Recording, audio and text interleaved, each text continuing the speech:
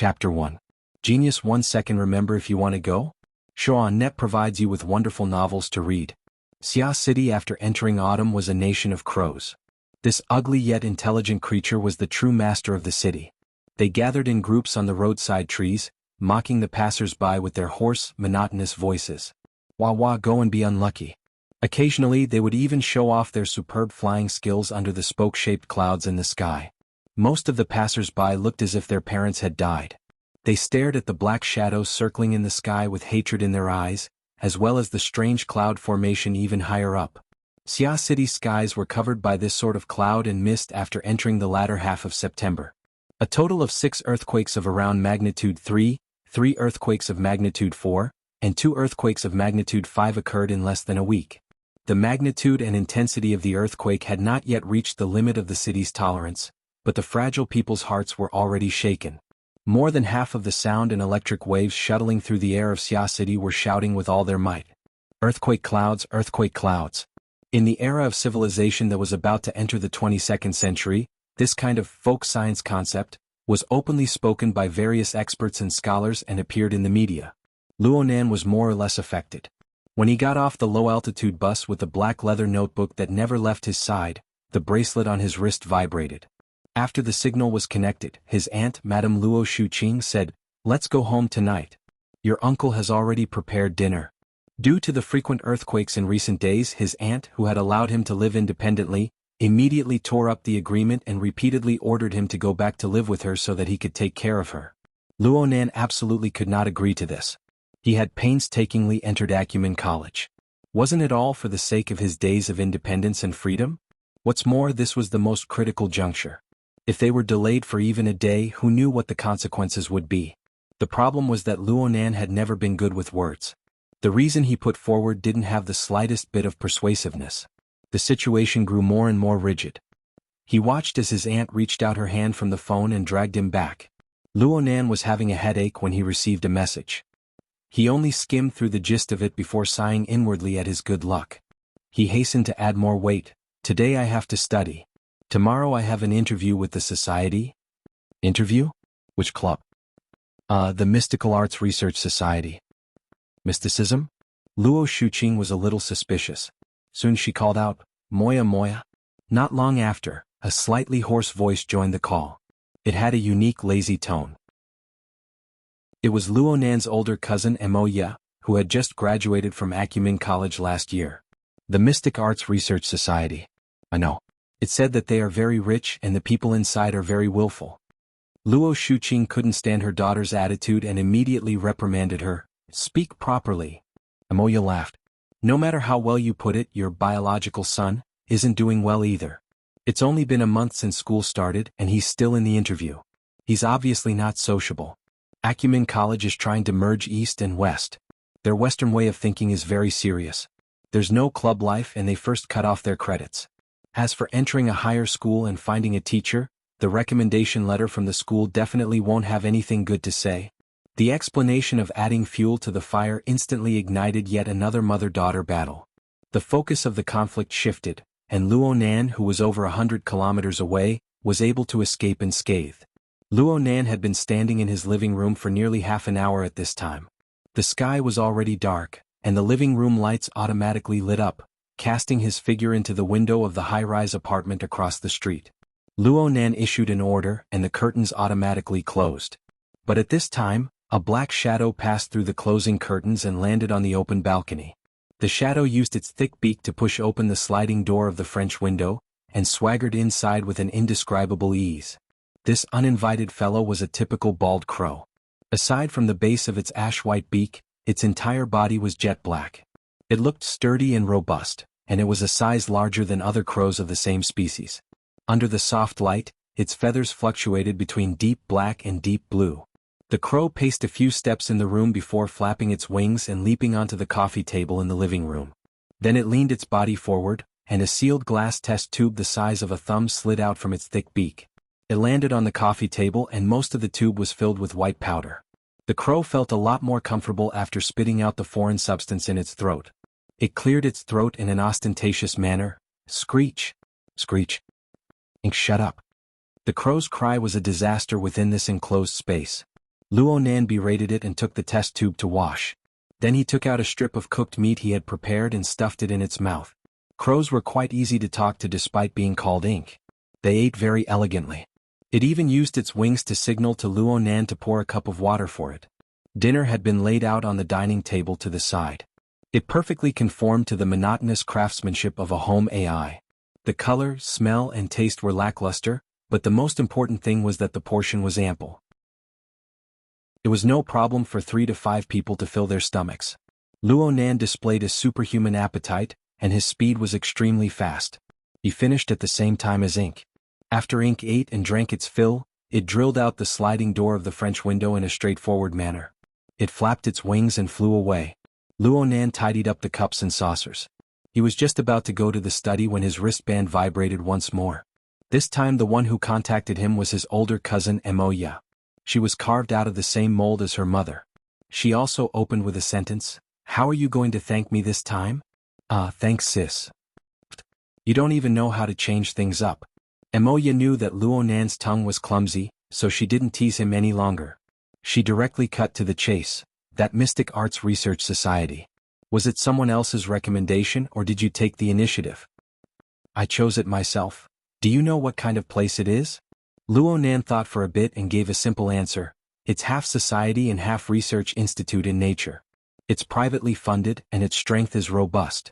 It has an extremely high degree of autonomy compared to the school. Emoya sneered, "It looks great, doesn't it?" Luo Nan didn't know how to respond for a time.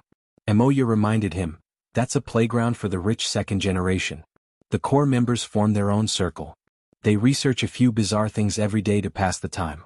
Students from ordinary families go there to do odd jobs. So it looks great, but it's only for that circle. It has nothing to do with academics or skills." Luo Nan interrupted Emoya's indoctrination. "You can do experiments there." Emoya dragged out her tone and went, "Oh," with a sigh. "It looks like your experiments are getting more and more torturous. But bro, you should go to a physics or chemistry-related interest society to do experiments." Luo Nan responded calmly, "Those societies require an internship period. I already obtained the relevant qualifications in middle school. There's no need for me to repeat my previous work." "The Mystic Arts Research Society is fine?" "Yes. I've read the introduction. I've also looked at the school forum. That's the only society that can conduct independent and free experiments at the freshman stage. Plus, many of them involve the field of psychotropic drugs. It's just what I need." Emoya ridiculed him. "Odd jobs can conduct free experiments? Maybe a skilled worker can. If the boss is an amateur, then that's even better." Emoya, who always had a sharp tongue, was actually choked by Luo Nan's words. She spoke several seconds later. "All right then, Mr. Skilled Worker. I'll just remind you one thing. If you switch societies in Acumen College, you'll certainly be labeled as a misfit. For the next 4 years. Oh no. You're a 10th grade student, so that makes it 8 years. You'll have plenty of time to regret it." "Oh." Luo Nan's response made Emoya sneer. "All right then. Now let's talk about the issue of remuneration." "Remuneration? I risked my life to block a bullet for you and you're done with a single word of thanks. Oh, what do you want? Lend me your apartment for one night. I'll hold a small party." Luo Nan hesitated for a moment. "What date?" "The 15th of next month. There's still 20 days, 19 days. All right then. 19 days. I don't need you to prepare anything. All you need to do is hide those shameful things and move them away. I'll arrange the rest." Luo Nan calculated the time. "It shouldn't be a problem. But you need to give me a heads up 5 days in advance." "You're not straightforward." "Then that's that." Emoya hung up the phone. Luo Nan had a headache over the temporary relocation and placement that would take place in 19 days. Even so, he was still grateful to Emoya. If it wasn't for his cousin covering him up for so many years, how could he continue to carry out dangerous experimental work under the eyes of his aunt? Luo Nan shook his head and decided to toss these miscellaneous matters to tomorrow to consider. Right now it was September 26th, A.D. 2096, 1922. The inefficient daytime had finally passed. Luo Nan welcomed the tranquil and precious time of the night. He walked into the study. A black leather case was placed upright on the desk. It wasn't small in size and looked rather abrupt. Luo Nan entered his fingerprint and password and lifted the lid of the case. A low hissing sound rang out and the neatly arranged utensils within the case were lifted layer by layer. They were pulled by their respective carriers like unfurling flower petals, entering their predetermined positions one by one. In an instant, the desk had transformed into a simple yet complete workbench. Luo Nan took out a portable medical cooler from the bookcase and placed it on the desk. After opening it, there were all sorts of sealed pharmaceutical raw materials inside. After a series of tests confirmed that there were no mistakes, the white powder sent by ink was placed inside. Now, all the materials and tools needed for tonight's work were prepared. At the very least, everything that could be prepared was here. Having done all this, Luo Nan took a deep breath. He opened a secret compartment on the side of the desk and took out an old notebook. The cover of the notebook was brown. Its shape was the same as the notebook that Luo Nan always carried with him. They were both loose-leaf notebooks. But because of the long years of use, the brown notebook was affected by the large amount of ink in ink. The cover looked a bit loose and the cover was a bit bulging. There was no flexible e-ink screen inside either. Luo Nan placed his notebook to the side and carefully flipped open the brown notebook. There was a neat hand-drawn diagram in the center of the title page of the notebook. It was just like how it often appeared in geometry classes. A triangular pyramid, or more accurately, a tetrahedron, and its inscribed sphere and circumscribed sphere formed a completely flawless diagram structure. Below this group of pictures, someone had written 4 short sentences in a messy handwriting. My heart is a prison. My heart is a furnace. My heart is a mirror. My heart is a nation. Luo Nan didn't dare to say that he could understand the true meaning of this diagram and these 16 words. However, every time he flipped to this page, he would observe and read it silently. All of his chaotic thoughts would settle down and his mind would naturally return to tranquility. Luo Nan paused on the title page for a few seconds before flipping to the back. He searched for the contents and keywords related to pharmaceutical preparations within the densely packed words and sentences. Then he immersed himself in pondering over these profound words and complex molecular formulas. Weakening, substitution, simplification. Grandpa, you help me out. Time quickly passed amidst his murmurs. The lights outside the window lit up and then went out. Luo Nan's attention was constantly moving back and forth between the notebook and the experimental apparatus in front of the workbench. He added all sorts of pharmaceutical ingredients according to the data in the notebook. During this time, he only took a nap during the slow reaction stage of the ingredients. He slept for around 2 hours. At 3:15 in the morning, the turbid liquid within the reaction apparatus began to boil violently following the addition of the last drop of solution. The color slowly changed as well. Luo Nan stared closely at the transparent apparatus that seemed like it could explode at any moment to confirm whether or not the reaction met his requirements. Only after 2 minutes did he stretch his somewhat stiff neck. He began to clean up the junk on the workbench and at the same time, he counted in a low voice, dimethyltryptamine stock 0, cathinone stock 0, medroxyphenum stock 2 mg, cetylistat 5 mg. Following his voice, the flipped open flexible e-ink screen of the self-used notebook on the workbench flickered with a glimmer of light. The recording table on the interface automatically changed the relevant data. The majority of the drug stock had already returned to 0 or was infinitely close to 0. The junk that Luo Nan cleaned up was mainly the packaging containers of these drugs. He cleaned and disinfected the recyclable ones and sorted the non-recyclable ones. He spent around half an hour of time before the small workbench was restored to order and cleanliness. The light green drug within the reaction apparatus continued to boil before slowly cooling down. At this point, Luo Nan could basically confirm that his one night of hard work had not been wasted. However, there was a corresponding short record on the brown notebook. Multiple peripheral neuritis has appeared on Q11R. Allergic symptoms have appeared on Q27R. She is on the verge of death. The other test bodies are normal. Basically, there is a substitute effect. The side effects are hard to determine. Luo Nan shook his head. He estimated that there was still a bit of time left. He swiped the flexible screen and went online to the occult orb forum that he frequented. Though it was early in the morning, the night owls on the forum were still engaged in a lively debate. The center of the debate was none other than Xia City. Recently, Xia City's bizarre earthquake period had set off wave after wave of climaxes on this forum that was filled with mysticism. Many people were discussing the cause of the earthquake, the geological structure, the resonance of the tectonic plates, the leakage of vital energy. All sorts of bizarre topics could be brought up. There were even people who swore in all sincerity that a certain large company was conducting secret experiments in Xia City. It was very likely that this was the source of this earthquake period. Luonan was not the least bit interested in these boring topics. There were only two things that he was concerned about. First, would the earthquake affect his experiments? Second, would the increasingly intense panic make his aunt forcefully drag him back? Luonan habitually entered his access password and prepared to log into the internal section of the forum. But a website notification popped up. Your access is insufficient. Please request verification from the administrator. Luonan was stunned for a moment, then he lightly smacked his forehead. Yes, he had already been kicked into a small black room. The reason for being banned was very simple. These were extraordinary times. All purchasing posts were treated as phishing posts.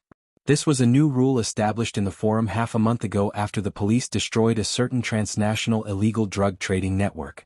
The wind was tight, but Luonan bumped his head against the muzzle of a gun. Getting his ID banned was a small matter.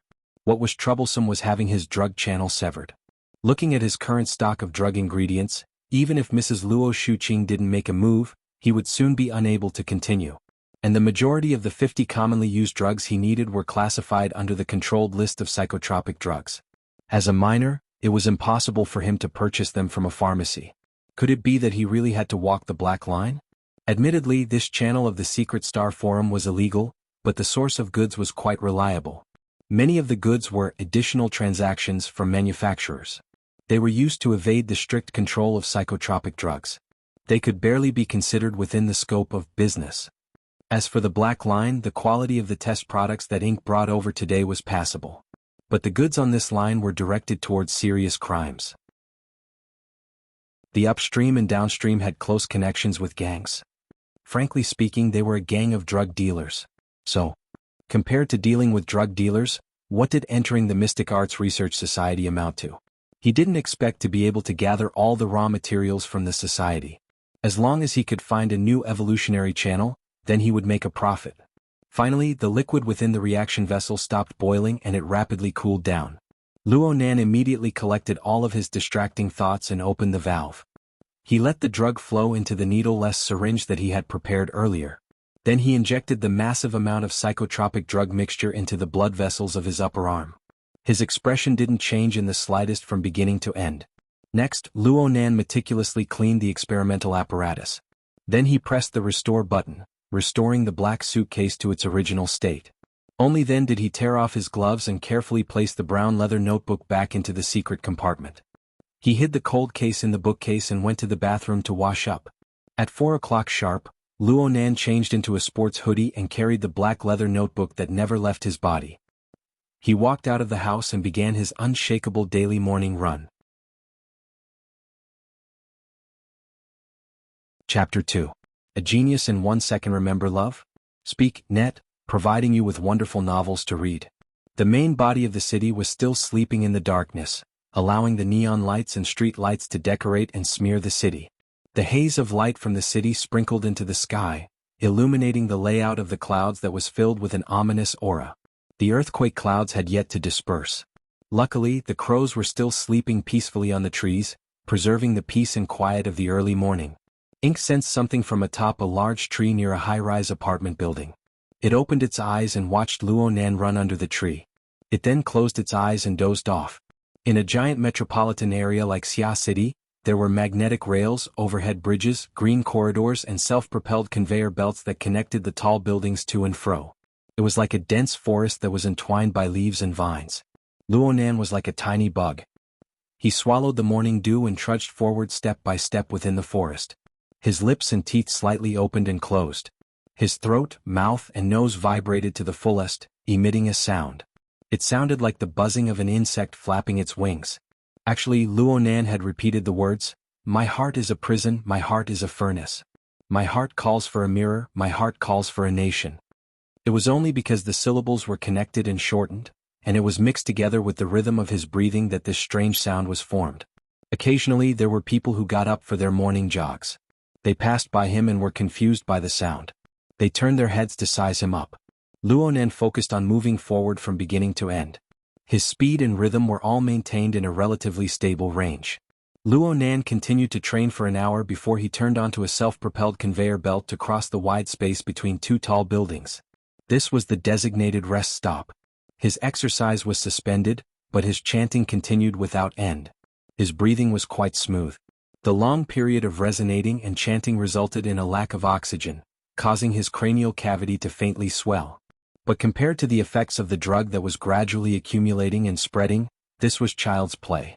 The psychotropic drug components contained within the drug he injected before leaving the house were displaying their effects one after another.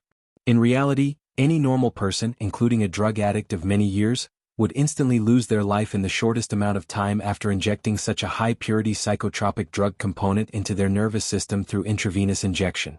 However, Luo Nan's external appearance was no different from that of a normal person after nearly 2,000 times of gradual deepening and unceasingly adjusting his tolerance process. But the structure of his internal nervous system had already undergone subtle and profound changes. He was still alive and he was earnestly sensing the changes in his body. More than 20 types of psychotropic drugs broke through the barrier of the blood-brain barrier. Like more than 20 invisible knives, they targeted different neurons and modified and carved them again and again. This kind of sculpting was destined to be rough and violent. The brain itself did not feel pain, but under the effect of drugs, it secreted dozens of neurotransmitters such as dopamine, norepinephrine, glutamate, and vasopressin. They released information like a tide, and through the conduction of neurons, they acted on every piece of skin, every organ, and every corner of the body. It was impossible to describe what kind of feeling it was. Luo Nan didn't want to describe it either. It could only be said that this was much better than the initial spasms of limbs, incontinence of urine and feces, and even heart and lung failure. To change the basic structure of the human body that had been passed down for thousands of generations in just a few short years, there was bound to be a price to pay. Luo Nan had long since become calm in his heart. He closed his eyes and concentrated more on chanting and breathing. Luo Nan's chanting breathing technique was inherited from his grandfather. Nominally, it was an aid to the sculpting of drugs. But how could a human's will control changes on the cellular and molecular level?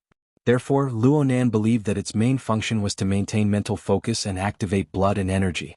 In addition, it was a visualization that had the color of mysticism. Luo Nan closed his eyes. The tetrahedron diagram corresponding to the 16-word incantation, as well as its inscribed and circumscribed spheres, all appeared clearly in his mind. They revolved around the center, rotating layer by layer. It was as if they were right before his eyes. Luo Nan opened his eyes approximately 10 seconds later and let out a long sigh. The visualization diagram revolved smoothly. Everything was fine. Luo Nan had only traveled half the distance on the automatic conveyor belt. He relaxed his mind and sized up the early morning city. There was a nightclub street of Xia City not too far away. Many people said that life in Xia City only completely opened up at midnight. Morning was the lingering charm. As for the daytime, it was merely the charging phase of machinery. Within this enormous and crowded city, every cluster of lights was a playground for people to release their pleasure. The most flourishing nightclub district was especially so. There was a group of men and women under the neon lights. Their clothes were disheveled as they came out of a nightclub. All of them were staggering. Just because the people in front were a bit slower, the car behind them crashed into the car in front. They rolled into a messy ball like a wriggling fat worm. They couldn't get up no matter how hard they tried. They didn't get angry. They just pushed each other over there. They laughed and giggled. It was clear that they had experienced a night of partying. They had exhausted all their strength. Only the excessive secretion of dopamine continued to transmit between their neurons. They were this casual and unrestrained. It was as if they were saying, "Look, this is the life that young people should have." A luxurious flying car with no one driving it glided across the street amidst the chaos. It stopped at the side and the classic butterfly door opened handsomely. A rather tall man finally emerged from the wriggling human body. He struggled to crawl up. During this time he practically kissed all the women around him. He grabbed a long-legged woman next to him amidst the laughter and curses of his companions. He half-dragged, half-carried her to the car. The neon lights of the nightclub street just so happened to illuminate the man's face clearly and clearly. Luo Nan just happened to recognize him. So it's him. He can be considered a good specimen. Luo Nan's mind stirred. He observed these men and women even more seriously. Half a minute later, the loose-leaf notebook that never left his body displayed its use. He used an electronic pen to quickly draw a general outline of the area on the flexible e-ink screen. The self-driving conveyor belt carried Luo Nan for 75 seconds. Excluding the previous consumption, Luo Nan's pen only formed a messy and crisscross draft of lines in the remaining few dozen seconds. He didn't have any intentions of continuing. He waited for the conveyor belt to reach its end before putting away his pen. He swept a glance below and directly left. When he turned his head, he saw the man who had triggered the idea of drawing.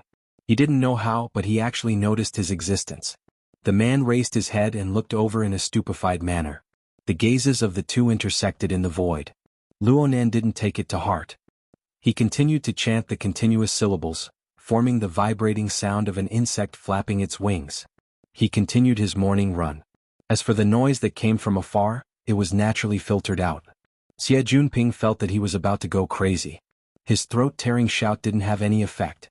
The figure on the self-driving conveyor belt left without even turning his head back.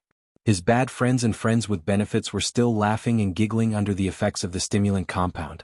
Long Legs, who he had just found extremely pleasing to the eye, was now hugging his waist and giggling foolishly. She fumbled about to undo his belt. Xie Junping really was about to go crazy. Get lost. He forcefully pushed Long Legs away and dove headfirst into the car. He didn't care about the shouts of the group of trash outside. He locked the car door. At this time, the light film contact lenses produced by Quantum Corporation did a simple analysis of the data that had just been collected, mapping it onto the retina. The photo of the candid photographer on the overhead bridge appeared on the instantaneous image, revealing a blurry profile. And the plum blossom bamboo school emblem of Acumen College was circled in red on the sportswear. A bit later, the AI of the phantom car analyzed the surrounding environmental data automatically recorded by the alarm system. The results of the analysis were transmitted back one by one. This was much clearer than the photo taken in an emergency, but there was no fluke to speak of in the results. When Xie Junping saw the hooded, candid photographer, holding a notebook in his hand, writing and drawing, he smashed his fist on the steering wheel. The flying car honked. The idiot outside, who was knocking on the window, was so startled that he leaned back. The flying car had already started up in a flash before his but hit the ground, whistling away. I've been seen. I've been seen. Xie Junping fiercely smacked his skull. If this was a different time and place, a rich young master who was good at socializing would have some problems in his private life. But the current situation was different. According to the arrangements of the society, he should be in the satellite city of Mengzhong right now. He should be in charge of a post-disaster charity donation activity. Last night he really was in Mengzhou. But for the sake of participating in the carnival party, he left the team and snuck out. He drove several hundred kilometers back to Xia City. Originally, he wanted to immediately return after the party ended. Who would have thought that he would be caught red-handed by a student of his school? Right now, he was striving for the senior medal of the Honor Society. He was also attempting to take a step forward in the student council. He was currently at the crucial stage of establishing his status in the circle. The significance of this was equivalent to a general election. If one were to use the standards of a politician, lying, going back on his word, and being a hypocrite were undoubtedly necessary qualities. But if one were to be kicked out, it would simply be fatal. Fatal stupidity. What's more, Xia City was currently experiencing a series of earthquakes. Everyone's hearts were in a state of panic. Everyone's mental endurance was declining. Normally it wouldn't be a problem. Now it would become a problem.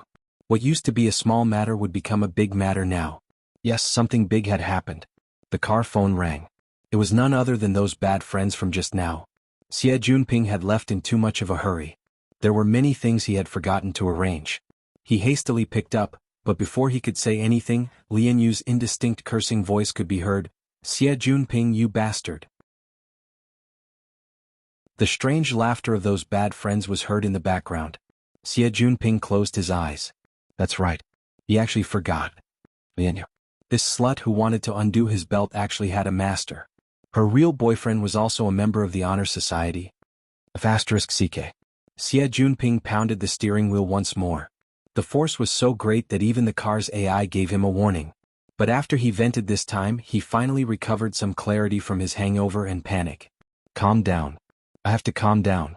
As long as I don't immediately expose myself on the internet, there will always be a chance to redeem myself. He did his best to maintain a calm tone. He whispered, Lian Yu, go wash your face right now. I have something to tell you. Lian Yu was still drunk. Xie Junping, you bastard. Go wash your face. Now. Xie Junping roared loudly. He hated that he couldn't shatter the car phone. The wrath of the Son of Heaven will lay 1,000,000 corpses. If a warrior is angry, blood will flow 5 steps away. However, the other side just hung up the phone without hesitation. Xie Junping could only smash his head to the ground in the wrath of an ordinary man. Xie Junping slapped his head on the steering wheel and forced himself to calm down. He actually knew himself quite well. He knew that he was more or less an ordinary man. His intelligence and ability were average. He only had his family's connections to back him up. At most, he had a bit of social skills. However, he was able to walk to this step in Acumen College where experts were as common as clouds. How did he do it? It was nothing more than being a qualified boss.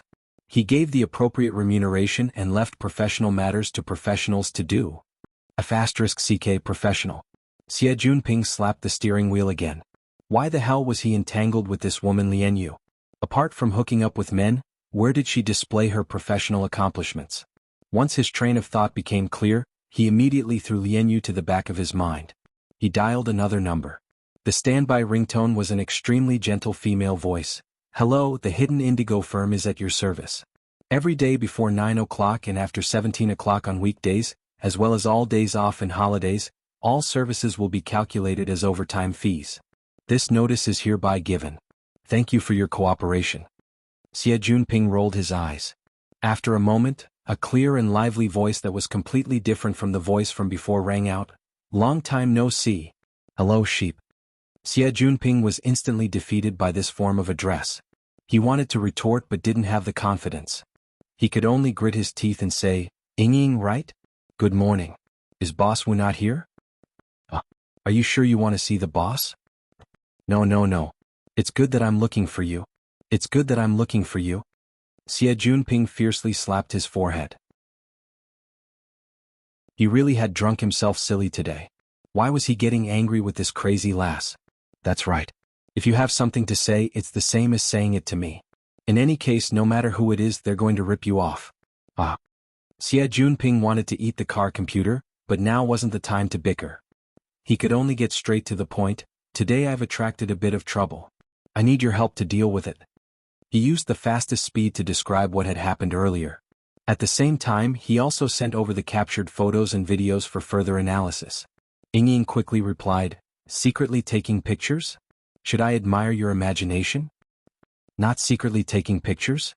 Standing on a moving conveyor belt, waiting for you to come out from the nightclub and then taking pictures." Xie Junping was momentarily stumped. Although it was a fierce rebuttal, there was no need to doubt the professionalism of the Hidden Indigo. Approximately half a minute later, Ying reported the coordinates of a location. "No matter what, let's do a verification first. Not taking into account complicated factors, if that person is just passing by, then he should be the early morning jogger type. Today isn't a holiday, so his destination is very likely Acumen College. You go here and wait." Xie Junping felt that this was very reasonable. The flying car immediately changed directions and cut into another magnetic track, increasing its speed once again. Approximately 5 minutes later, he drove the car to the location Ying had indicated. This was a pedestrian viaduct located within the high-tech research and development area. The environment was very good, and it was also one of the main nodes leading to the academy. It was very hard for morning joggers to refuse this route. The flying car stopped at the northern end of the viaduct. Afterwards, all they had to do was wait. Xie Junping couldn't help but be restless and impatient. And at this time, a formatted chart appeared on his retina. It was a personal data extracted from Acumen College's database. The electronic photo showed a very quiet and introverted youth. He could be considered handsome, but there was no smile on his face. Chapter 3. Genius in 1 second. Remember Love Go? Speak, net, providing you with wonderful novels to read. This is the photo stealer that you spoke of. Ying simply analyzed the data. Luo Nan, 16 years old. He entered Acumen College on the 1st of September this year. His enrollment results were average. The evaluations given by his elementary and middle school teachers weren't anything special. He appeared to be very ordinary. Xie Junping was only concerned about one thing. In other words, it's unlikely that he's a paparazzi or something like that? Ying didn't respond directly. She continued to analyze the data. What's worth noting is that his aunt was written as his guardian. As for his parents, I looked it up. His mother passed away due to a difficult birth. His father went missing a long time ago. Strange. Is there still such a thing as a difficult birth? You mean, the environment in which he grew up is quite special. His personality might be a bit eccentric. We need to observe him further. Right now, release your vehicle privileges and turn on the surveillance system. I want to observe him at the same time. Xie Junping immediately did as he was told. Not long after synchronizing the data, Luo Nan's jogging figure appeared at the top of the viaduct. The sky was only slightly bright right now. The figure in the distance was extremely blurry. Luckily, the Phantom flying car's surveillance system had undergone professional modifications. It possessed strong detection and anti-detection capabilities. Xie Junping was able to discover that he was being photo-stealer because of the automatic warning from the car's AI. Xie Junping observed each and every movement of the photo-stealer through the surveillance system, but he wasn't able to see anything for a while. On the other hand, Ying already had a preliminary conclusion. Congratulations, sheepdog. You can basically conclude that he wasn't specifically targeting you. Can you hear the sound of his breathing? Through the surveillance system's powerful sound wave collection and filtering capabilities, it was completely possible to reproduce the whispers of a target 50 meters away. The clear breathing of a morning jogger was no exception. That buzzing sound. Is he panting? It's really like a bee, right? It should be a special breathing technique. It also has a special way of saying words. I'm not clear on the specific effects. Perhaps there's no effect at all. His lung capacity is just a bit better than a normal person. But he's extremely focused. Look at his eyes. That kind of light. TSK. Would a photo stealer with bad intentions train so hard after committing a crime? Xie Junping's nervousness was finally relieved, and a smile appeared on his face. But in the next moment, Luo Nan, who was descending from the highest point of the viaduct, suddenly shifted his gaze. From the image transmitted by the surveillance system, it seemed that Luo Nan's gaze locked with Luo Nan's. With the one-way membrane shielding, of course, people outside the car couldn't see what was inside, but Xie Junping was still shocked. He discovered us? Your illusion is too eye-catching, and he's much more sensitive than I thought. Ying also seemed to be interested. He must have sensed it, but his expression didn't change. He's not someone who shows his emotions. These kinds of people usually had a lot of ideas and were more scheming. However, he was able to maintain his focus, which meant that his willpower was above average. By the way, speaking of willpower, I just made a very interesting discovery. Do you want to hear it? Xie Junping watched Luo Nan approach step by step. He was at a loss as to how to respond. How could he have the leisure to listen to this? But Ying didn't care about him.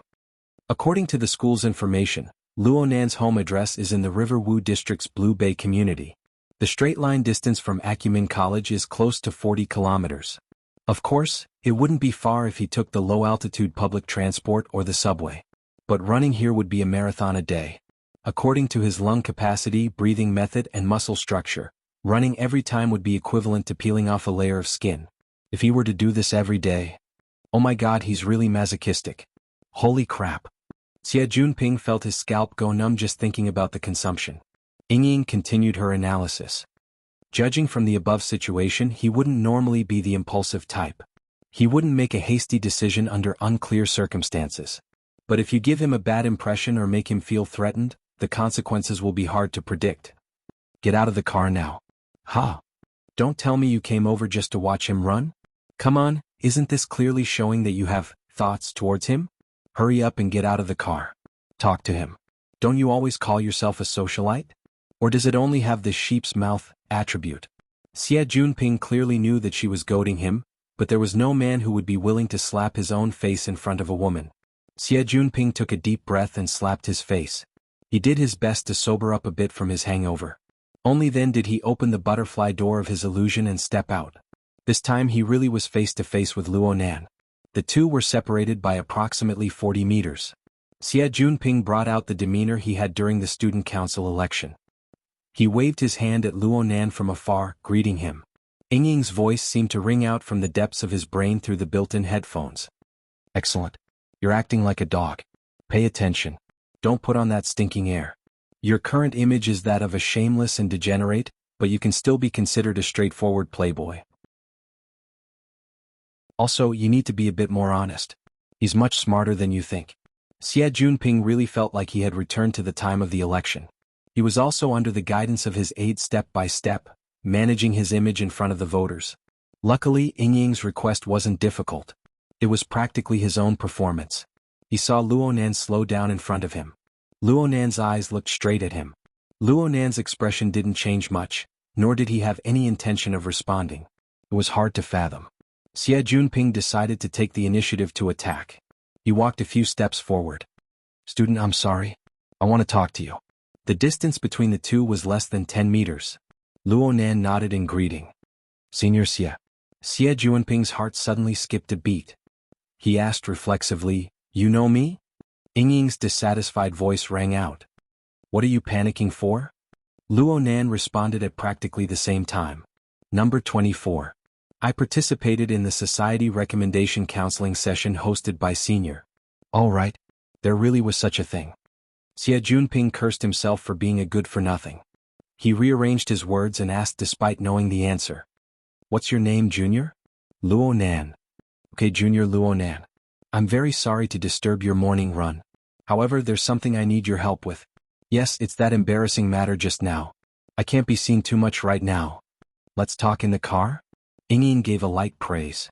"Your tone of self-mockery isn't bad." Luonan thought for a bit and didn't refuse. Luonan drilled into the car and sat in the front passenger seat. He placed his notebook on his knees and sat upright.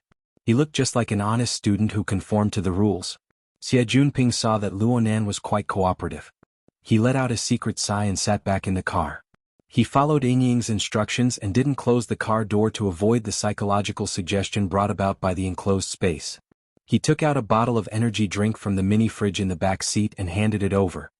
"Rehydrate yourself." "Thank you, Senior." Luonan displayed a polite distance from beginning to end. He received the drink but didn't open it. Yingying's advice came in again. "Idiot. Don't beat around the bush. These kinds of people have fast brains. They have a lot of ideas. It'll be troublesome if they make a misjudgment. You need to pay attention. You were too vague before.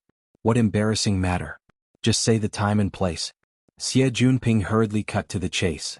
"Junior brother, forgive me for being presumptuous, but I'd like to ask, about 10 minutes ago, which is around 5 o'clock, were you at the eastbound twin buildings automatic conveyor belt?" Luonan held the ice-cold bottle of energy in his hand and answered simply, "Yes, Senior." You saw me come out of the nightclub?" "I saw you." Xie Junping slapped his forehead and made an extremely vexed appearance. 50% of this was a performance, 30% was venting, and 20% was waiting for Yingying's instructions. Yingying didn't disappoint him. Her instructions came quickly. He didn't deliberately pursue the initiative. You asked him a question and he answered. It's very likely that his social skills are lacking. But his performance isn't inexperienced. He probably cares quite a bit about his personal image. These kinds of people are open to coaxing but not coercion in most situations. But don't directly talk about money. Xie Junping understood in an instant. He laughed bitterly on the spot. "Junior, as your senior, I've really lost face today. I have nothing to say about this sort of thing happening. But right now we're in extraordinary times." He pointed out the matter of obtaining the Honor Society's senior medal. Then he put his hands together and bowed a few times towards Luonan. He spoke in a half-exaggerated, half-sincere manner. "I know it's not very nice to say this, but Junior, can you close one eye and let me off this time? I don't really care about my reputation or anything, but that medal is really very, very important to me." Xie Junping's performance this time could absolutely be considered top-notch. His attitude was very low, and his face had a bit of a playboyish cheap smile. It highlighted his thick skin, and it indirectly dispelled some of the seriousness of the situation. It prevented Luonan from stimulating Luonan's greed, which would lead to even greater trouble. Luonan was calm from beginning to end. "Senior, you don't need to be like this. I'm not a gossiper and I won't talk behind people's backs. I can trust you, Junior. But this is the information age. Photos, videos, and the like aren't very safe. I didn't take a photo. I just felt that the scene was a bit special, so I drew a sketch at the last minute as a souvenir." Luonan unfolded his notebook as he spoke, lighting up the flexible e-ink screen to show Xie Junping his work from just now. Xie Junping felt a bit relieved when he saw the fuzzy lines and shadows. Yingying suddenly spoke just as he was about to speak again. "Lend me the notebook." Yingying spoke too quickly. Xie Junping practically heard the word snatch. He immediately broke into a cold sweat. Xie Junping was stupefied for 2 seconds before he thought of an excuse. Junior, it seems inconvenient to carry this notebook around all day. Is there a special use for it? Xie Junping spoke the truth. Luo Nan's loose-leaf notebook was made by binding the flexible screen and traditional paper together. With the flexible screen, traditional pages didn't seem to be of much use. And if he were to use traditional pages, the flexible screen would also be a burden. He extended his hand as he spoke, adopting a curious and probing appearance. Actually, he was a bit apprehensive in his heart. He was afraid that Luo Nan would get angry and cause side issues. Luo Nan was quite magnanimous. He handed the loose-leaf notebook to Xie Junping. This kind of notebook was very popular during World War III. This was because during the chaos of war or in the desolate countryside, there were no ubiquitous charging facilities. It was very easy for electronic products to turn into scrap. Traditional pen and paper were more reliable than electronic products during these times. And when logistics were plentiful, efficiency could be rapidly increased. The flexible screen could be swapped at any time. The cost wasn't high either. A product from World War III? It's been a few decades and it's still been released? Luo Nan smiled. This caused the contours of his face to become even gentler. My grandfather loved this kind of notebook the most back in the day. He once bought over 1,000 of them in one go. I'm using one of them right now. And my grandfather made at least several hundred similar notebooks. Every single one of them was filled to the brim. But I can't see the majority of them right now. Wow, so it's an antique. Xie Junping casually flipped through it. He saw that the majority of the notebook was still blank. Only a few pages had a few formulas, numbers and diagrams written on them. It looked like they were casually jotted down. Xie Junping couldn't make out their origins in a short amount of time. Xie Junping's attention was mainly on the flexible screen. The drawing software was still active right now. He swiped his finger, switching through page after page. He asked in passing, the flexible screen was also from 50 years ago? This drawing software looked quite unfamiliar. No, I bought it later. Xie Junping didn't need Yingying's reminder, for he could hear signs of Luo Nan changing his words at the last minute. But soon he was attracted by the images one by one. In browsing mode, Xie Junping saw many images that were similar to his previous image. There were images both inside and outside the campus. In classrooms, on the streets, there were even images of some bars, nightclubs, and party scenes. These images were laid out one after another, displaying the rich images of all living beings. Xie Junping was a bit stupefied. As a well-educated rich second generation, he still had a bit of a basic appreciation level. Though each and every one of these sketches were rather sloppy and some didn't even have any backgrounds drawn, Xie Junping was very familiar with these places. He could always see through the curves of the human figures on the sketches to understand what place was depicted in the end, what scene and what person. The last one was too exaggerated. What he meant was that he could see the intense body language of the human figures depicted by the outlines of the lines in the sketches. Speaking a bit mysteriously, he could see concentration, excitement, dejection, and madness from the sketches. Those rough lines depicted the atmosphere of the scene in the pictures. They depicted the emotions of the people in the pictures, and even the attitudes of each person. Luo Nan used the digital pen to outline the lines. They clearly had a sharp feeling of tearing apart the surface of the picture. They pointed directly at a certain truth hidden deep within the human heart. Xie Junping inexplicably sweated from seeing this. Holy crap! Did I just discover a new Picasso? Xie Junping flipped to the last page and saw the sketch with him as the model. Xie Junping was actually a bit stupefied until Yingying's voice woke him up. He was clearly quite excited when he talked about the notebook and the topic of his grandfather. I just looked up some information and found some very interesting things. Idiot. Flip a few more pages. You've been stupefied for too long. Be careful not to be misunderstood. You're the one talking to me. Xie Junping cursed Yingying over 100 times in his mind, but he still did as she said like a marionette. Yingying's voice continued to transmit. His grandfather's name was Luo Yuandao. He was once a researcher, but he didn't have any achievements worthy of praise. But in the year 83, which is 13 years ago, someone testified against him. They said that he traveled far into the wilderness after the Third World War. He cooperated with the vagrant forces and privately conducted live human experiments. Holy crap! Xie Junping's swiping finger trembled. Perhaps he was feeling guilty, but he kept feeling that Luo Nan was staring at him. But now wasn't the right time to talk. He could only brace himself and press on.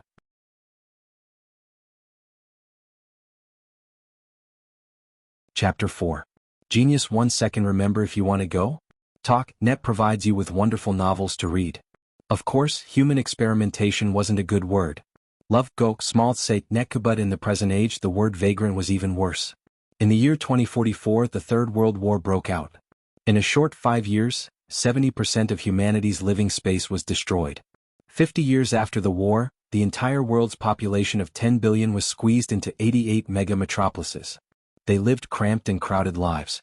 Only in the last 10 years did things gradually improve. Outside of the metropolises was the wilderness. It was vast and spacious, but it was ruined beyond recognition by nuclear radiation and mutants. It was completely unsuitable for human survival. However, there was a group of people who rejected modern civilization or were ostracized by civilized society, including extremists, fugitives, ambitious people. They gambled with their lives and wandered in the wilderness. Together, they formed the concept of vagrants. The law of the jungle. Inhumane. No bottom line. Similar words popped out one after another in Xie Jinping's head. He instantly had a standard template for Luo Nan's grandfather, whom he had never met before. Evil scientist. The kind that appeared endlessly in superhero movies. Because of this matter, Luo Yuandao and his son had a falling out. His son, Luo Zhongheng, Luo Nan's father, suddenly left home and disappeared. There has been no news of him to this day. Luo Yuandao himself suffered from severe schizophrenia. He was hospitalized for a long time, but his condition worsened recently. He won't live for more than a few days. Xie Jinping's teeth ached from hearing this. He didn't care about anything else. He was just worried that Luo Nan would inherit some bad habits or have a warped personality in this environment. Ying's tone took a turn at this time. However, this isn't the most interesting part. In the academic world, Luo Yuandao is a nameless person aside from that accusation. But there is another person related to him who is extremely famous. Yan Hong. You must know of him. Xie Jinping nodded subconsciously. Of course he knew. Yan Hong was a famous professor of Acumen College a few years ago. He was famous in the world. But because of his academic misconduct, his reputation was swept away and he disappeared from mainstream society. It was quite a pity. Yan Hong's book, Research on the Archetype Neural Format, led to the appearance of the burner. It was undoubtedly a revolutionary achievement. It's impossible to overestimate its significance. I used to admire him.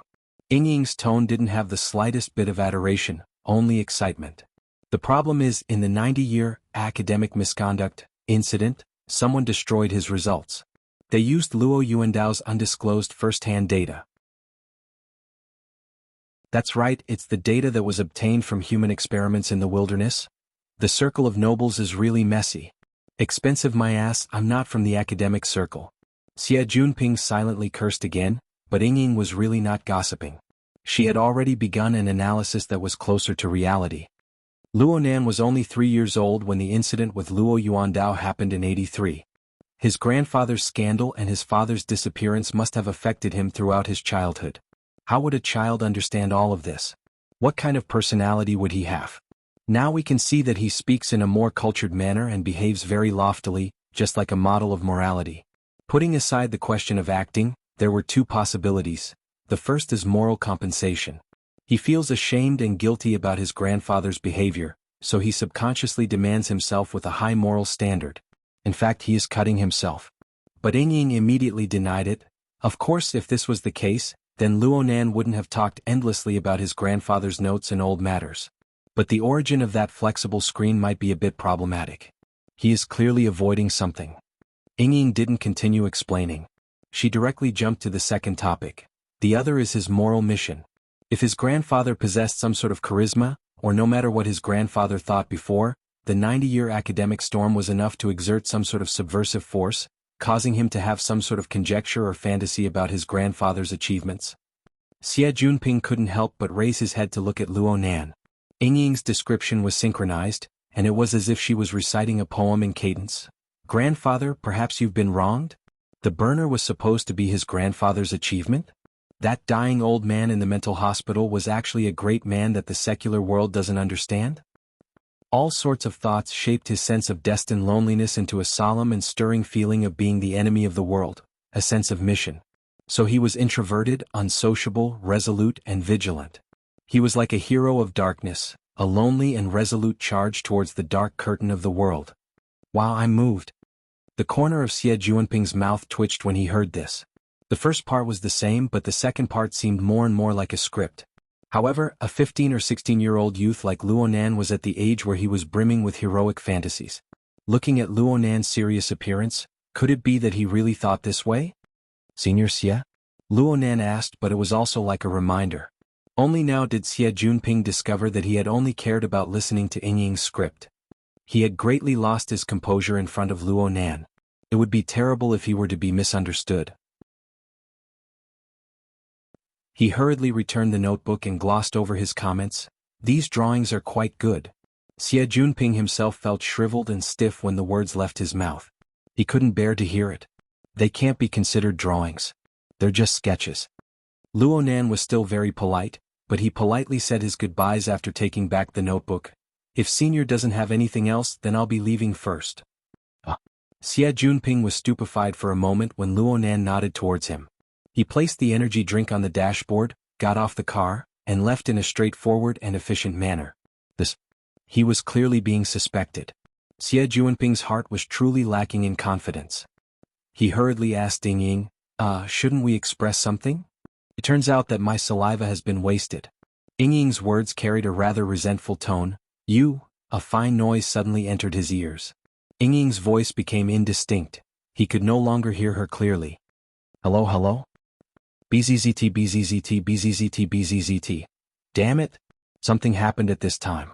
Xie Junping was so anxious that his head was covered in sweat. He looked at Luonan, who had already walked far away. He couldn't care about anything else anymore. He rushed out of the car and shouted, Junior, I'll send you off. Luonan turned his head and responded, I'll just run over. Isn't it inconvenient for Senior? Oh yeah. Xie Junping was embarrassed. Right now he would die in the light. He had to hurry back to Guangzhou and nip the matter in the bud. He actually needed Luonan to remind him. He had reached a certain level of stupidity. Embarrassed, he could only follow his past habits and try to close the distance. Then I'll hold a special banquet to express my gratitude. I'll find a place to notify you in 2 days. He walked over as he spoke, wanting to exchange numbers. Luonan didn't refuse. The two touched their wristbands together, successfully exchanging numbers. They even shook hands in passing. Xie Junping was mulling over how to say a few good words when the area to his side suddenly lit up. He instinctively turned his head.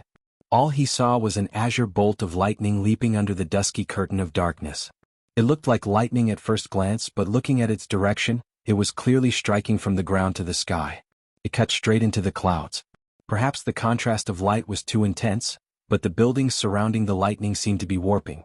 The flying car phantom sounded an alarm at practically the same time. What's going on?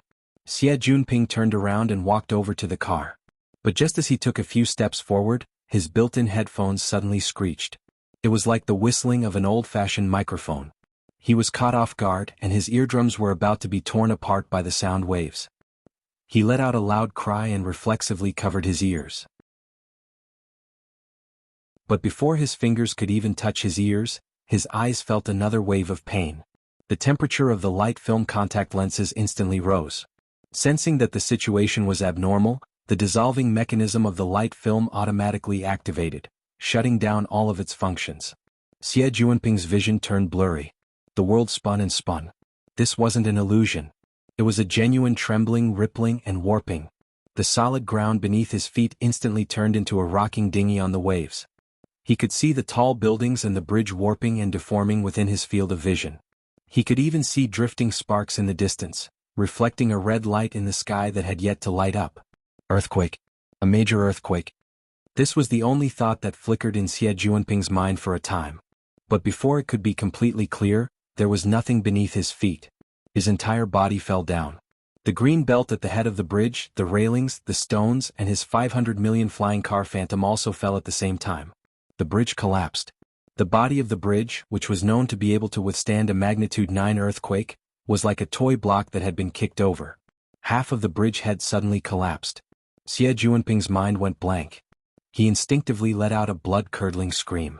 His hands clawed wildly, wanting to grab something for support. He really did grab something hard. A piece of rubble that had fallen at the same time as him. Holding this thing in his hands had no meaning other than increasing his weight. Xie Junping's eyeballs nearly popped out.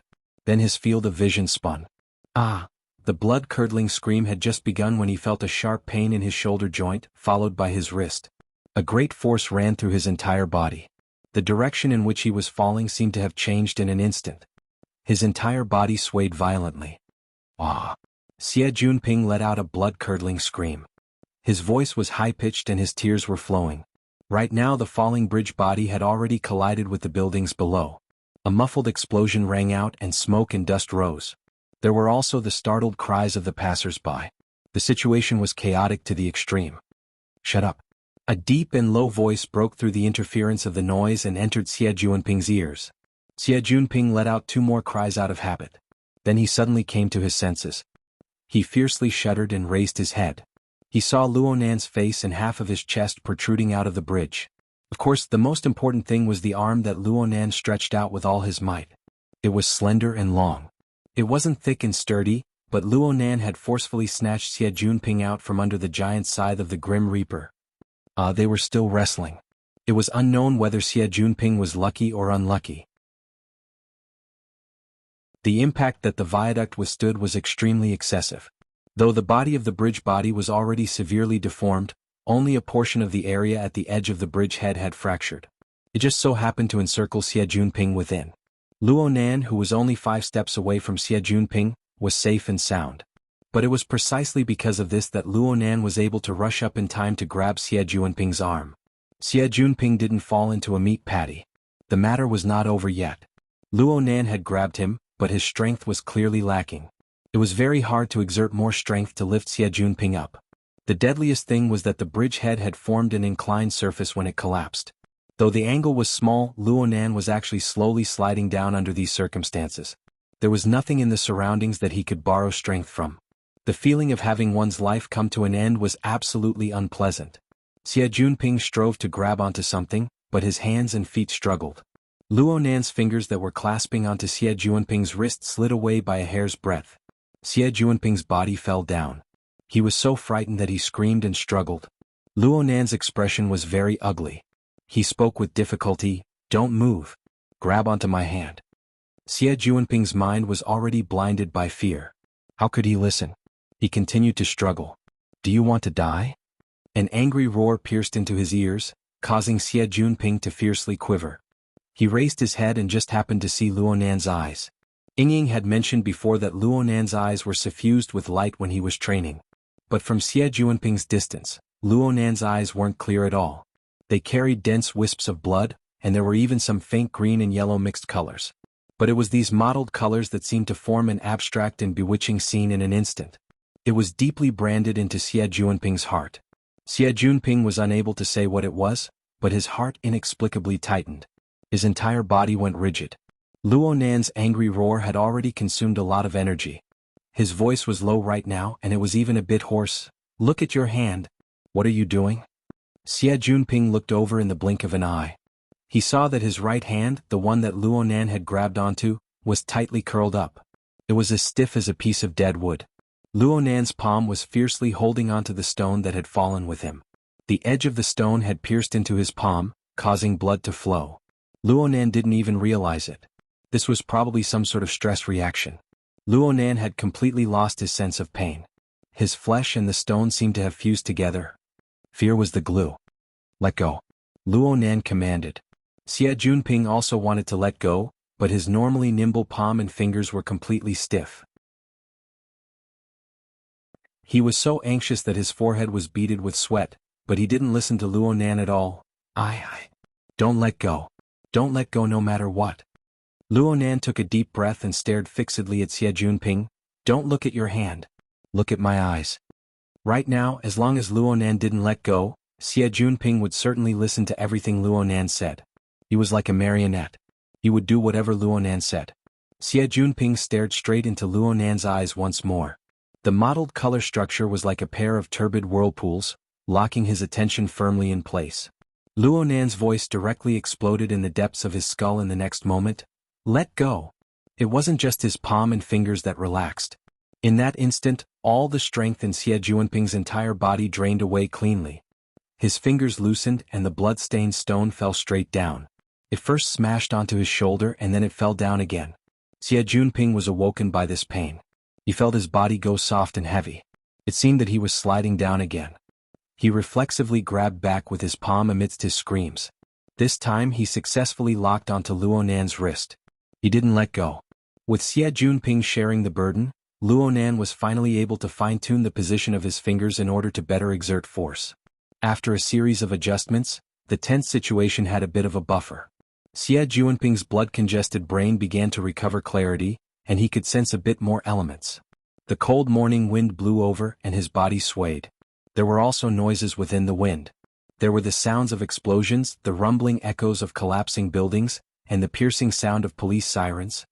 He didn't need his eyes to understand the chaos in his surroundings. Thanks to the Dark Hero? Right now Xie Junping was completely convinced by Yingying's analysis. Otherwise he would certainly have become a pile of minced meat within a pile of rubble. But he hoped that the Dark Hero would put in a bit more effort and pull him up. Just as he opened his mouth, an inexplicably powerful sound came rumbling over.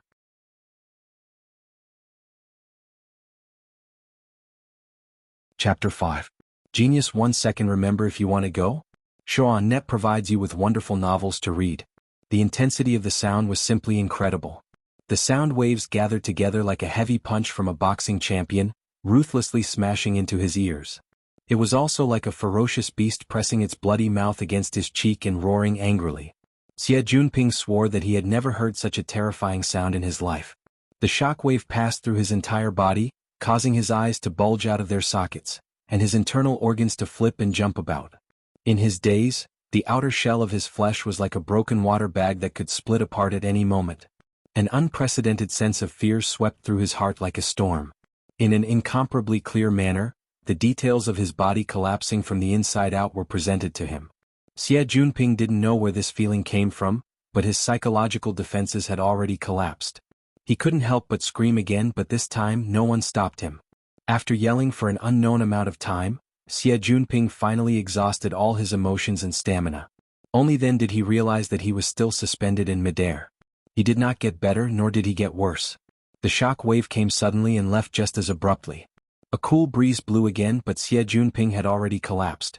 Her fingers were barely able to rest on Luonan's wrist. The sensation of touch and whatnot were all blurred amidst the trembling. It was as if her entire being was living in a nightmare. The worst part was that Luonan, who controlled his fate, was lying there with an ugly expression on his face. His gaze, which had always been extremely calm and resolute, was actually out of focus. His palms were clammy and they seemed to be trembling. Xie Junping was about to cry. Hey, are you okay? Luonan didn't respond. Instead he closed his eyes. Sweat slid out from the depths of his hair and dripped down. Xie Junping finally confirmed that Luonan's current condition was extremely bad. It would be very hard for him to make any more movements. If he fell like this, he would not be able to rest in peace. It was all because of that damned, what was it again, the explosion? Xie Junping couldn't figure out what the powerful impact was, but he didn't have time to think too much about it. He forced himself to raise his voice. Steady, I'll call the police immediately. Luonan's eyelids twitched, then he opened them with difficulty. He swept his gaze across Xie Junping's face and squeezed out a few words from between his teeth. Look at your car. Don't worry about it for now. Look down. Xie Junping hesitated for a moment. Finally, he resisted the dizziness and fear and looked down. Then he saw the extremely cool silhouette of the Phantom. It was less than 10 meters below him. The Phantom flying car, which was priced at 500 million, naturally had its extraordinary points. In addition to being able to fly on magnetic rails and superconducting roads like ordinary flying cars, it also had suspension braking functions in case of emergency. Therefore, after falling from the viaduct, the flying car did not directly land on the ground and smash into pieces. Instead, it automatically activated its levitation function and slowly ascended, looking for a docking magnetic track. Other than a few dents caused by the falling rocks, there was no other damage. This was a lifesaver. Xie Junping was completely awakened. He hurriedly issued an order for the flying car to move over and make a foothold for him. 1 minute later, the danger was averted. After escaping from death, Xie Junping did not have the strength to speak. He simply treated his wounds and sat in the driver's seat, his whole body limp. Luonan sat back in the car after a while. He had thrown the loose-leaf notebook on the ground in order to free up his hands when he had to save her. Naturally, he had to pick it up. Luo Nan closed his eyes as soon as he returned to his seat. His body was sweating profusely. He had consumed far too much of his physical strength and energy before. Only when he found the notebook did his body and mind relax. Xie Junping stared blankly for a while before finally remembering what he needed to do. Things seemed to have started anticlimactic, but if Luo Nan hadn't been cool-headed the entire time and pulled him up at the most critical moment, Xie Junping would have become the most sullen member of the Honor Society of Acumen College. This was without a doubt a life-saving grace. Xie Junping turned his head and was about to express his thanks when a buzzing sound rang in his ear. The micro-headphones buried in his ears started working again. Ying was shouting, "Hey Jianghu. Are you okay?" The corner of Xie Junping's mouth twitched. He was driven by some intense emotions. He didn't care what Luo Nan would think when he heard this. He just roared out, "Yang, your sister. Who, your mom?" The other side was silent for a moment before the voice continued to transmit back. It was no longer brash, but it didn't contain any anger either. "All right then, young Xie. I don't care what your current situation is. You must leave that position immediately. According to our observations 2 minutes ago, an intense shock occurred approximately 2 kilometers northwest of you, 1 kilometer underground. The energy was equivalent to a small nuclear bomb explosion. It formed an electromagnetic storm. As for whether or not the ionizing radiation has exceeded the limit, it's really hard to say." A nuclear bomb? Xie Junping's emotions were instantly suppressed. He finally understood why all his portable electronic devices had malfunctioned before. He checked whether or not the car doors and windows were closed in a flurry. Then he turned on the detection device, but nothing happened several seconds later. "Nothing. It doesn't show up here." "Then you still need to leave quickly. Don't tell me you want to stay there and help the police make a statement?" Ying gave him a new coordinate as she spoke. Xie Junping cursed as he started the flying car. "Wasn't it an earthquake? Wasn't it an earthquake? It's quite regretful. We can't find a case of an earthquake that only affects a range of 12 square kilometers, yet has an intensity of over 9. Therefore, I'd rather believe that this was an accident, and a disaster level 1 at that." As Ying analyzed the situation, she also raised a suggestion. "In addition, it's best if you immediately return to Mengzhong. Because a minute ago, another earthquake occurred there. It's magnitude 5. It's real. I'm afraid those colleagues of yours are looking for you everywhere." Xie Junping didn't even have the strength to curse.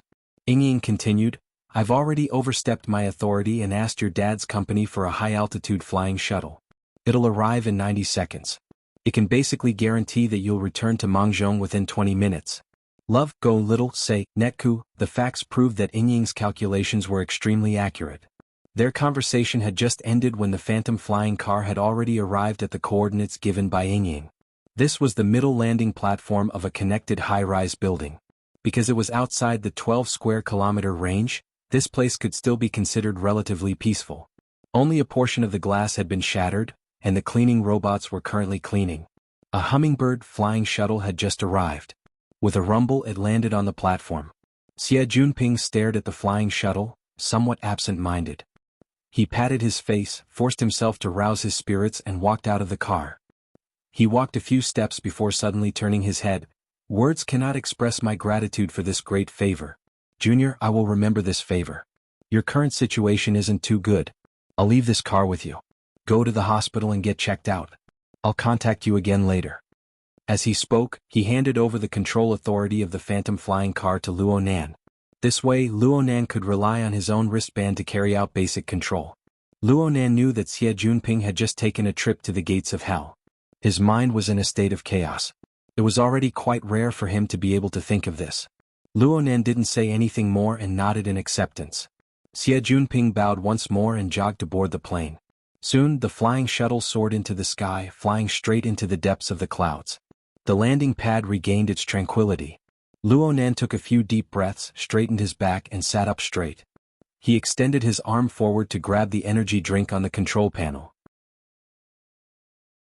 But this single action exhausted nearly all of his strength. He leaned back heavily. He took a deep breath and spoke in a low voice, "Close the door." The beautiful butterfly door of the Phantom closed up, forming an enclosed space within the car. Luo Nan didn't even need to sit in the driver's seat. All he needed to do was set the route to the school. The highly intelligent phantom flying car would naturally be able to send him to the station. However, the command Luo Nan issued had nothing to do with the school. Return. The flying car turned around and merged into the self-driving track. Luo Nan used voice control as before to open the makeup mirror in the car. The AI sprayed out a fine mist of water in a very human-like manner. The lukewarm water vapor pounced on his face. It should have been a comfortable sensation, but it was like countless fine blades scraping across his face. Luo Nan's entire body twitched. He looked at the makeup mirror once more. His face was ashen and devoid of light. He was simply a terminally ill patient who was beyond cure. Luo Nan grinned and tried to unscrew the cap of the energy drink. But his fingers didn't have the strength. They were sore and painful. He failed 5 or 6 times before succeeding. He fished out a military energy bar from his pocket, tore open the packaging and swallowed it down with the drink. His entire body shivered a few times, but a wave of warmth spread from his abdomen to his limbs and bones. The sympathetic and parasympathetic nerves interacted with each other as the external nutrients entered his body. The digestive and blood circulatory systems opposed and harmonized with each other. Energy was rapidly transmitted to every organ and muscle tissue of the body. This was the basic mechanism of the human body's operation. It was established on the foundation of the skeleton and fleshly body. It had been passed down and evolved over countless generations to form its current appearance. However, Luo Nan's operating mechanism was similar to other people's, but his absorption and digestion efficiency was 5 to 10 times greater. The color of his face rapidly turned for the better in the makeup mirror. In a short few seconds, his face was no different from normal. This efficiency was the result of his 5 years of painstaking research in accordance with his grandfather's notes and related theories. The core concept of his grandfather's theories was known as formatting. This theoretical system used an almost primitive philosophical method to roughly divide the heaven, earth, the universe and all things in the world into 3 levels: self, society, heaven and earth. Each level had its own special formatting to express the core connotation of its existence, operation and life and death. Complex influences and connections were occurring between each level at all times. From Luo Nan's perspective, his grandfather's deep and heavy theories were far from something someone his age could comprehend by relying on an experiment notebook. Right now he could only focus on the basics. He could focus on the adjustments and molding of his self-formatting. Within his grandfather's theories, the self-formatting was the core of everything. It was a cornerstone that had to undergo perpetual evolution in order to bear the weight of heaven and earth and the social formatting. Realizing the potential of the human body and possessing supernatural strength were the basic prerequisites for evolution. For this reason, Luo Nan had followed the experimental records of his grandfather's notes for the past 5 years. He used the stimulation of drugs to gradually transform his body's nervous system. With this as the central axis, he affected every organ in the body and adjusted their operating mechanisms in order to form a qualitative change. Currently, Luo Nan's self-formatting was still in the early stages. His grandfather's notes called it the vessel. Its main function was to coordinate the organs and systems of the entire body. It could digest food and nutrients. It could contain and store energy. It could even nourish the mind. It allowed a person's instincts to gradually adapt to the new environment and make appropriate reactions. Luo Nan gradually possessed a few abilities following the basic formation of the vessel structure. For example, he could strengthen his digestion, absorption, and recovery abilities as a big eater. He could also become a hypnotist, which was similar to mental communication. He had previously used it to drive away the crows. Today he used it on Xie Junping. The results were pretty good. Of course, these abilities were just a bonus. The true value lay in the transformation of the self-formatting itself. Correspondingly, any factor that could affect the self-formatting and destroy the structure of the vessel could not be treated lightly. Luo Nan gazed at the rapidly moving buildings and pedestrians outside the car window. His eyebrows were locked from beginning to end. Finally, the car's AI popped out a notification. The magnetic track ahead is damaged. Switching routes. The flying car arrived at the head of the broken viaduct. There was still some distance between it and the place where Luo Nan and Xie Junping had encountered danger. However, the front was already sealed off and there was a crowd of hurriedly rushing media reporters. It was very hard to get closer. The scope of the earthquake's influence was roughly bounded by the viaduct. Looking west from the viaduct, whether it was the naked eye or the scanning image of the car's AI, it was a scene of devastation that made one's heart palpitate. 200-story buildings had collapsed near the epicenter of the earthquake. Ruins rose up and dust flew into the air. Flames flickered within the pervading turbid fog. It was simply a reenactment of the scene of missiles sweeping the Earth from the Third World War. And if one looked east from the viaduct, the metropolis would display its flourishing appearance to its heart's content. Powerful impact, limited distance. If this was an earthquake, then Luonan could only sneer. His upper body straightened, and his gaze passed through the car window to cast at the ruins in the distance. Combined with the environment of the scene of the incident flashed back. He issued another command, bringing up the automatically recorded image of the car's AI. He had to praise the high end of the phantom flying car. Its full-angle high-definition recording method preserved the greatest amount of detail. Luonan chose the time when he and Xie Junping were suspended at the head of the broken bridge. At that time, they had just caught a breath from the crisis of the broken bridge. The explosive impact came rumbling over, nearly consigning them to eternal damnation. Luonan turned on the virtual function for the sake of grasping the situation at that time.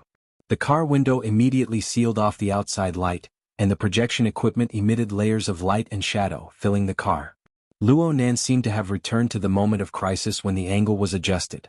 At that time he had dragged Xie Junping to face the epicenter of the earthquake. The angle was quite right. Flames erupted between the buildings when the explosive impact rang out, and the air rippled like water. Then it was like this. The corners of Luonan's eyes twitched. He wanted to issue an order, but he held back and let the image continue to play. Luonan could see that every frame of the image was full of color. They were linked to each other, forming a complete and flawless chain. No flaws could be found. Luonan replayed the image when Xie Junping stood in front of the car. The result was the same. He didn't waste any more time. He flipped open his notebook and pondered for a bit. The tip of his electronic pen fell onto the flexible e-ink screen, sketching out exquisite lines of varying shades. The lines were constructed layer by layer, and an outline was soon formed. It was a blurry shadow. It had a slight humanoid shape, but there were many inhuman features. Moreover, there was a lack of restraint in the flexion of its limbs. Combined with the shadow background, the head was merely a dozen or so crisscrossed fine lines. The face was not visible, but it still revealed a ruthless and evil aura. Luonan stopped writing. He thought for a bit and made some slight modifications. The outer region of the shadow warped even more fiercely under the somewhat exaggerated tip of the pen. It was as if it was burning. In this way it was simply like a demon from hell. Its body was wrapped in flames and poisonous flames, and it descended upon the world once more. Luonan looked directly at the screen under the faint illumination of the light. His heart actually palpitated slightly. It was as if the burning wraith was about to jump out from the flexible e-ink screen in the next moment.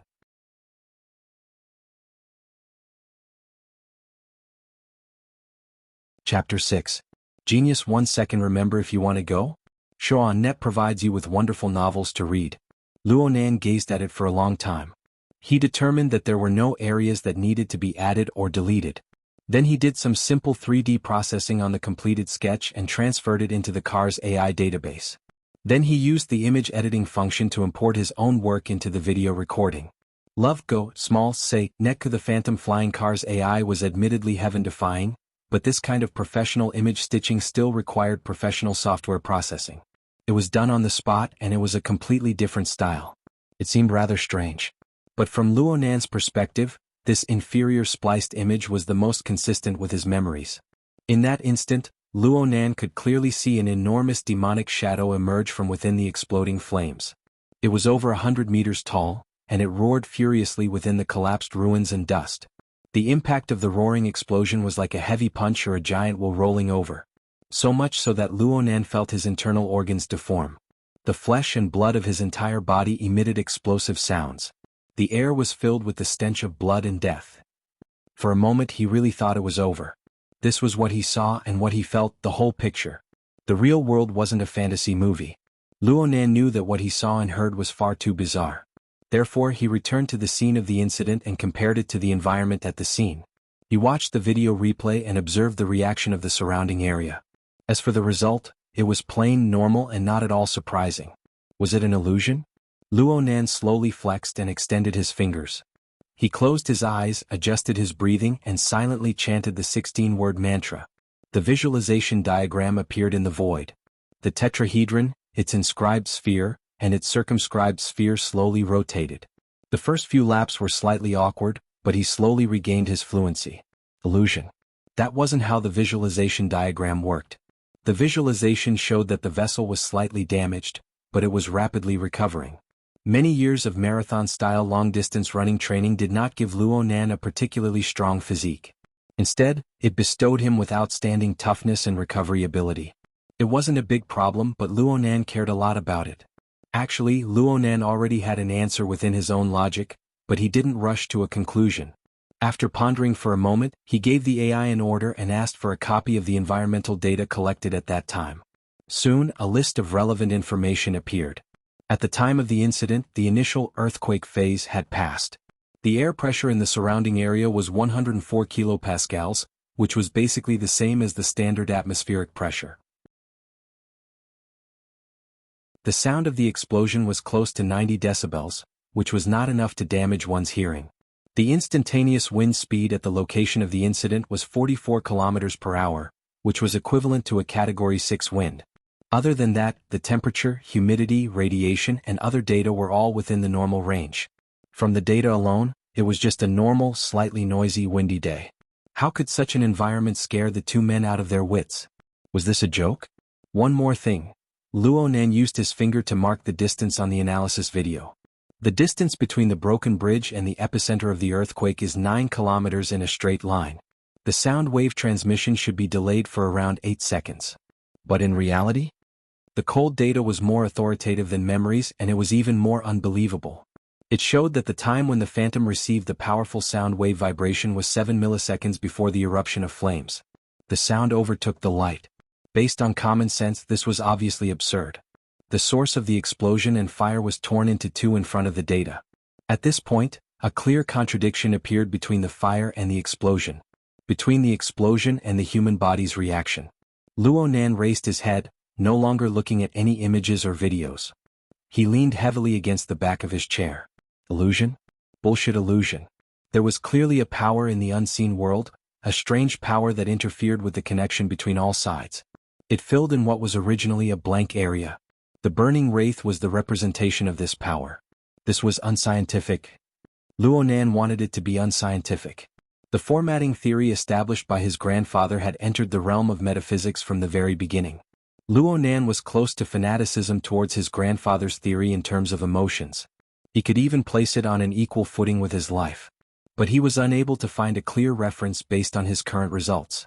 Even if Luo Nan's methods as a glutton king and a hypnotist had already surpassed the limits of a normal person, the level of his ability did not possess decisive qualities. At the very least, he had not reached the level of a qualitative change. What was a qualitative change in the self-formatting? What was the standard for a qualitative change? If it was a so-called supernatural power, then what was its manifestation? Luo Nan was unable to find an answer within his grandfather's complex and messy experimental records. He had shut himself off and cultivated for the past 5 years, talking to himself. It looked like he was advancing step by step, but he was unable to solve the problem of a standard. And now, a reference object had appeared. The blood pumped out from his heart was as hot as magma, but Luo Nan could only take a deep breath in the end. His 10 fingers propped up the notebook and he lightly supported his chin, restraining the throbbing of his body and heart. It wasn't time to celebrate yet. Only the tip of the iceberg had been revealed by this power. It looked like it could return to the world's dark screen at any time. There was still a lot of work he needed to do. The car's AI had completed its route switch at this time. It switched to a detour. However, the destruction of a dozen square kilometers of area had caused quite a bit of an impact on the city's traffic. Even though it was early in the morning, many layers of air traffic were temporarily shut down. Traffic began to appear slightly congested, making it impossible for the car to increase its speed. Luo Nan deleted the data and records automatically stored by the AI to avoid exposing the information of the burning wraith and causing unexpected complications. Then he turned on the news channel and searched for reports related to the earthquake. Most of the media were still in the SMS broadcast stage due to the short interval. Only the Star-Associated Press displayed the arrogance of a world-class media. They promptly purchased the aerial footage of the surveillance drones in the vicinity of the incident. They combined it with satellite imagery to capture first-hand information. This video, which wasn't even 2 minutes long, had already been pushed to the top of social media, gaining more and more attention. Looking at the aerial footage made it even clearer that the viaduct was really just the periphery. As for the epicenter of the earthquake, it had already completely caved in. The enormous amount of rubble was still unable to fill up the caved-in area. An enormous crater was exposed. Deep blue lightning was still leaping within. It was exceptionally eye-catching under the dusky light of the sky. Love, go, Smaltz say, Netku, what was the situation in the enormous crater? How many casualties were there? Not a single media outlet had a definite report. The municipal government and the police began to intervene at this time, guiding traffic on the periphery. The cleanup and rescue work had yet to officially begin, but transport planes had already appeared in the sky. They began to airdrop all kinds of engineering robots. Comparatively speaking, the government's response was already extremely fast. At the very least, it far exceeded their average level. The speed of the flying car grew slower and slower. The police conducted a few inspections of the passing cars as they guided the traffic. It was unknown what sort of standard this was, but it seemed to be a routine matter. Luonan hit the jackpot. A police officer on the side of the road indicated for him to stop the car. He waited for the car window to roll down before making a request. Sir, please turn off the car's radar and related equipment in order to avoid interfering with the search and rescue work. Luonan suddenly understood and was very cooperative. He issued an order right in front of the police officer to turn off the relevant system functions. The police waved his hand to let him pass. But the temporary guide bar in front suddenly closed up just as the car began to move. The police caught up 2 steps and signaled for him to stop the car once more. However, this order wasn't just directed at Luonan. It included all the cars on the road. There was an impatient person who shouted loudly, "What's going on?" Temporary transfer of rescue equipment. The traffic near the scene is temporarily sealed. Please be patient, everyone. This police officer was around 40 years old. He looked to have a calm temperament and an amiable attitude. However, there really wasn't anyone who dared to explode in front of him. This was because this was a standard special anti-riot police. He wore a defensive combat suit, and with the support of his exoskeleton armor, he was over 2 meters tall. He had the back of a tiger and the waist of a bear. He was completely capable of lifting up a 1-ton flying car and throwing it across the road. Equipment? There had just been a wave of airdrops. If they were to come again, the area of the accident would probably not be able to be expanded. Luonan raised his head to look at the sky. The color of the sky was gradually brightening, and his field of vision expanded. There was indeed a medium-sized transport ship hovering in the air.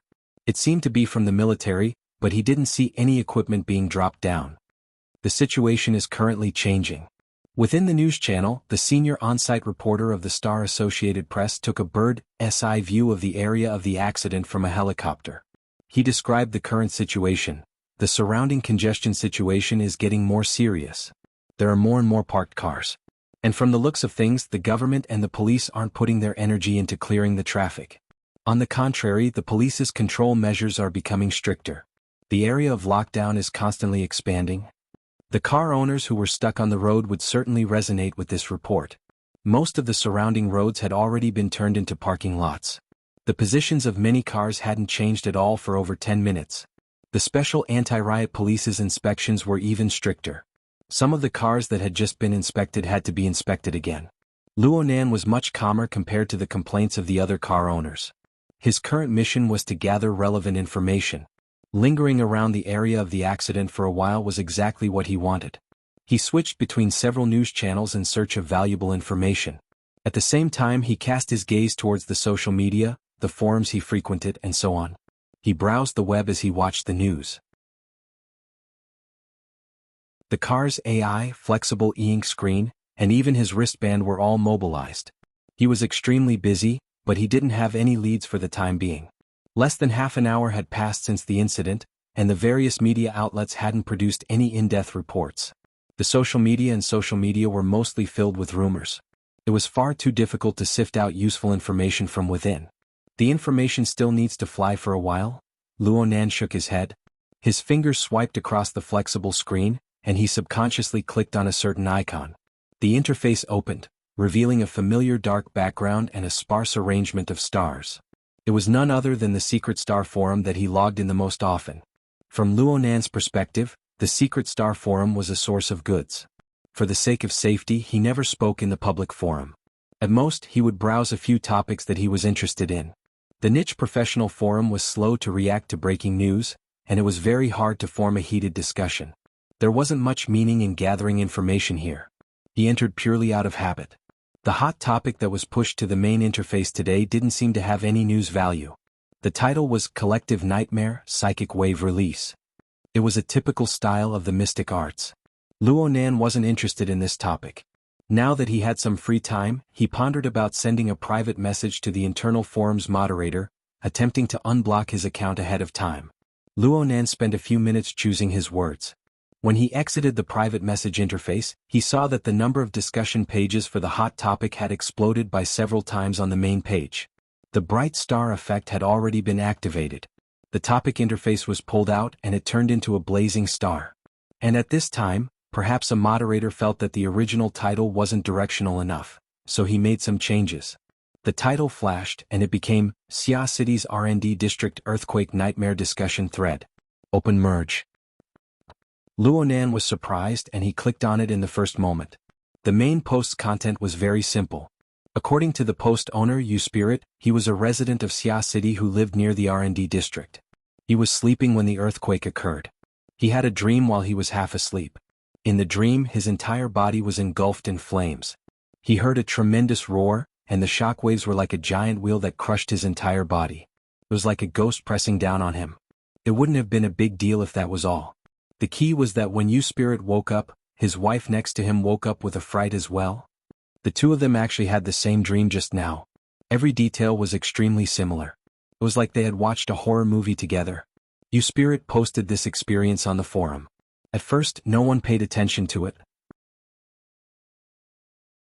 He himself didn't think much of it. He simply made a live broadcast of the earthquake news in the post. But he never expected that someone would open a new topic in a short few minutes. They talked about the earthquake nightmare. The content of the dream was practically identical to U-Spirit's description. Afterwards, people followed up one after another. Some replied in the post and some opened new posts. In the end, the early morning Secret Star forum exploded into a huge discussion. Then again, there was a limit to how popular a niche forum could be. Luonan skimmed 10 lines at a glance. He quickly scanned through the discussion content of the post, and he felt that he hadn't had enough yet. There are only 2 or 3 examples of true personal experience. No matter how small the Secret Star forum was, its members came from all over the world. There were over 70,000 registered IDs.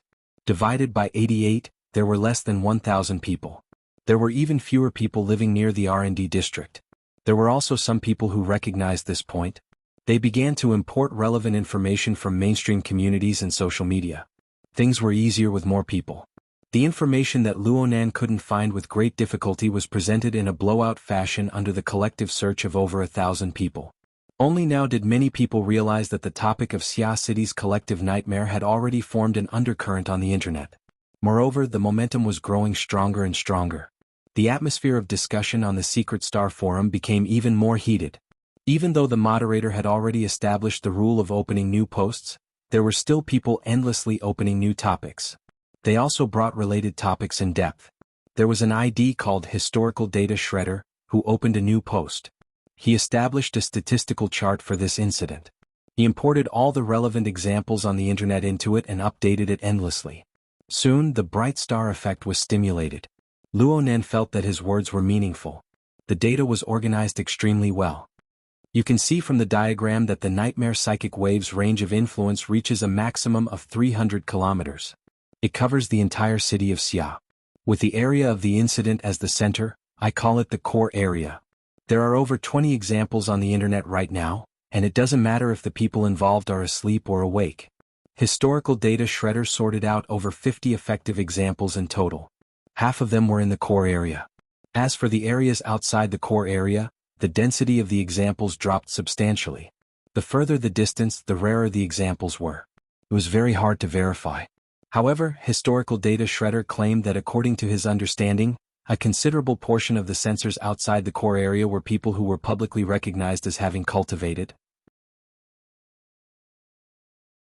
He expressed that he would constantly update the relevant data and hoped to receive everyone's help.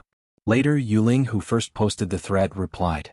She said that she would be taking her wife to the hospital for a checkup in a moment.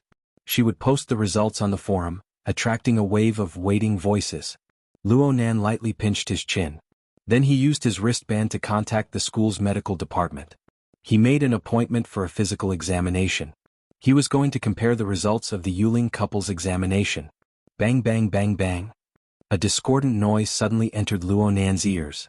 There was a forceful knock on the driver's side of the car window. Luo Nan was stupefied. It was during this pause that the person outside directly stomped the car door. A sharp voice followed. Even the soundproof car body was unable to block it. Xie Junping, come out.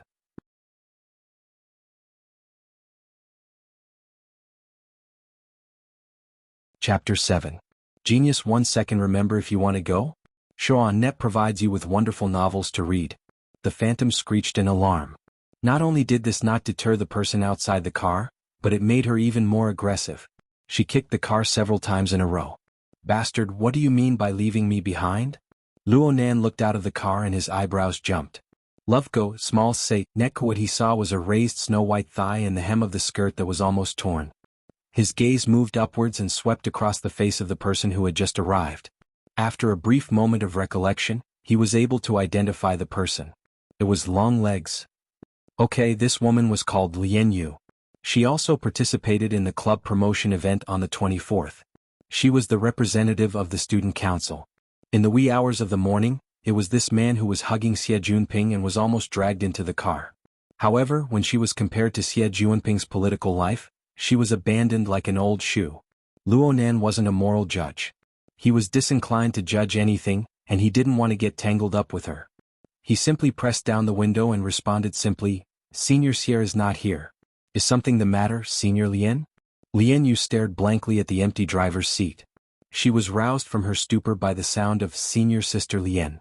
Her eyes were still a bit perplexed. She swept her gaze over Luo Nan's face twice before her figure suddenly left through the car window. Several seconds later, Luo Nan's car window was forcefully knocked on. Luo Nan shook his head and lowered the car window. He never expected that in the next moment 2 hands with manicured nails would reach in and grab him by the collar. They used all their strength to drag him out of the car window. Thief! Catch the thief! Lian Yu's sharp voice traveled far on the road. The surrounding group of car owners had previously been filled with gossip because of the long-legged beauty angrily kicking a luxury car. Now that there was a show to watch, their hearts were itching like a cat, and they were all eager to take action. However, a group of young people who were still drunk were even more direct than them. They ignored the police's order and rushed out of the row of luxury cars at the back and swarmed over. The previous Lian Yu also came from there. He must have ended his night at the nightclub and was stuck here on his way back. Being robbed of the limelight by this group of lawless young people, the surrounding car owners did not dare to get close. What kind of people were they? In the midst of the sharp laughter, the young people first squeezed toward the window, but when they realized that the narrow space could no longer accommodate more people, they screamed and used their fists and legs against the flying car that was worth 500 million, trying to leave marks or damage on the body of the car. They did not care about the sharp alarm at all. Someone even used the hood of the car as a drum, creating a frenzied nightclub-style rhythm. Noisy, check the noise, sneak, catch the thief. Old Xie's tricks are not bad. He turned into a gigolo to scare me. Even the thief doesn't steal the car. It's shameful for old Xie to lose his car. Look. Is there anything in the trunk? In the chaos, someone really tried to open the trunk, but how could he open it? Instead, he was kicked in the butt by his companion and rolled under the car. The chaotic scene made the surrounding car owners dumbfounded. Though Luo Nan had been caught off guard by Lian Yu in the car at this time, his reactions were fast. He had just pulled up from the back of the chair when he grabbed onto Lian Yu's pulse, directly dispersing her energy. Lian Yu was in pain and lost her balance. She fell into the car and the two's faces came close in an instant. Right now, Lian Yu still had her nightclub-style makeup on. Her facial features were all the more deep and three-dimensional, charming and seductive. Luo Nan's gaze passed through the highlighter powder, blush and fake eyelashes. He saw the woman's swollen outline, as well as the densely interweaving heterochromatic veins in the depths of her eyes. Adding in the reaction of the muscles under his fingertips, he could confirm. Lian Yu, as well as her group of crazy companions, not only did they have a hangover, they had more or less taken drugs during the party. This didn't count for much in the circle of rich kids, but they had never thought about the trouble that could come from their unbridled display in public. especially when there was an experienced police officer in the vicinity. Forget it. Relying on this group of people to use their brains was giving them too much credit. Luo Nan absolutely didn't want to be implicated by this group of idiots. He pushed Lian Yu away, but before he could think of a way to handle this, the middle-aged police officer walked back while talking to someone. The gaze he cast over grew increasingly vigilant. He even placed his hand on the firing position of his weapon. And at this time the car's AI emitted a warning sound once more. It was completely different from before. Attention. Receiving multiple methods of scanning. There is a risk of exposing your privacy. Activation recommended. The warning hadn't ended yet when a buzzing sound rang out. Dozens of small vigilante drones crossed over the congested car formation. They shuttled back and forth in the air above this area. An ice-cold mechanical voice transmitted down, "All non-police personnel on the road, immediately get down with your hands on your head. You have already violated the provisions of Article 16, Section 5 of the Emergency State of Public Order Law. You shall receive an inspection." I repeat. The group of youngsters stared blankly at the small drones fluttering in the air like bats. The clamorous and chaotic atmosphere immediately dissipated by a large half. However, not everyone was able to maintain a basic level of sobriety. There was a warrior, who raised his middle finger towards the flock of bats in the sky. "Police dogs, get out of the way." What responded to him was a throbbing electric flame. The warrior didn't even let out a grunt. His large face fell to the ground, emitting a muffled sound that caused people's hearts to tremble. The surroundings of the phantom flying car immediately emptied out. As long as they still had a brain, they immediately obediently got down on the ground with their hands on their heads. Even if there were a few who were numb, they were forcefully pulled down by their companions. There was no way to reason with the vigilante drones, right? Society had always been quite critical of AI police enforcement. They said that they had no sense of gravity and that it was easy to cause accidents. But when faced with a chaotic scene, the publicly accepted and most efficient method was still the drone cleansing. This method could eliminate human factors to the greatest extent and make it easier for all sides to explain. This group of well-trained rich second generations had long since understood that their special privileges would only be effective against living people. A wise man knew better than to fight when the odds were against him. At most they would go to the police station. Otherwise, what was the point of raising a lawyer for? Outside the car window, Lian Yu was also lying on the ground. Luo Nan had obtained peace and quiet, but this kind of peace and quiet wasn't what he wanted. The middle-aged policeman arrived by the side of the car. The youngsters on the ground were all quite obedient. At most, they would carefully shift their positions, afraid that the heavy exoskeleton armor would step on their heads or something. However, there were some people who firmly remembered the policeman's face. They swore to teach him a lesson in the future. The middle-aged policeman didn't pay attention to the careful thoughts of the youngsters on the ground. He stood by the car window and stared at Luo Nan. He also scanned the situation inside the car. The car's AI was still issuing a warning of privacy exposure. Luo Nan found it noisy and simply turned it off. He was very clear that the so-called multiple methods of scanning was most likely the work of this police officer's equipment. Luo Nan's heart was calm. He took the initiative to ask, "Officer, what's the matter?" Since Luo Nan cooperated, the middle-aged policeman followed the rules. He saluted Luo Nan and showed his identification. The identification showed that his name was Shui Weiluan. He was actually over 50 years old. It really couldn't be seen from his appearance. The negotiation between the two had been quite peaceful up until now. But this kind of atmosphere immediately collapsed when Officer Shui requested Luo Nan to open the trunk. Officer Shui grabbed a translucent box from the trunk. He didn't say anything more to Luo Nan. He simply opened the box. His armored fingers displayed astonishing nimbleness. Soon he saw the small sealed bottles within the box. He unscrewed one of the bottles and took out a capsule-shaped pill from within. He rubbed it lightly and specks of white powder sprinkled out. The red light of Officer Shui's waist-mounted scanner flashed. He turned his head to stare at Luo Nan with an unfriendly expression. The corners of Luo Nan's eyes twitched. His many years of experimental experience made him especially sensitive to certain drugs. He instantly realized the troublesome situation before him. Xie Junping, this troublemaker. Another absurd thought immediately popped into his mind. Perhaps he could get a channel from Xie Junping in the future? Xie Junping sneezed again. The tip of his nose glowed red. He knew that this was certainly the result of the resentment virus for many people. He caught a cold and was badly battered. He brought it all on himself. It wasn't easy for him to settle things with Meng Zhong for the time being. Then the unforeseen event in Xia City nearly scared him to the point of pissing his pants. There was still a bottle of True Fate in the car. How could he have forgotten? The one who informed Xie Junping of this news was none other than Miss Zhang Yingying of the hidden indigo firm. Right now the two no longer needed to be sneaky. It was fine to directly engage in virtual communication. With the support of AR technology, it was as if the two were conversing face-to-face in a reception room. Xie Junping had always cursed Zhang Yingying as a telephone operator. She did the work of receiving and handling calls in the hidden indigo firm. But he had to admit that this poison-tongued telephone operator was indeed a very eye-catching beauty. Zhang Yingying looked to be only 18 or 19 years old. Her medium short hair casually draped over her shoulders. Her facial features were bright and generous. She had a bit of a boy's aura, but her figure was not that of a boy's at all. It was already autumn. She wore a sleeveless camisole top. Her snow-white shoulders and neck were exposed. Two thin threads intersected above her steaming chest. It was enough to attract the gazes of all men. From the waist down, she wore a short denim skirt.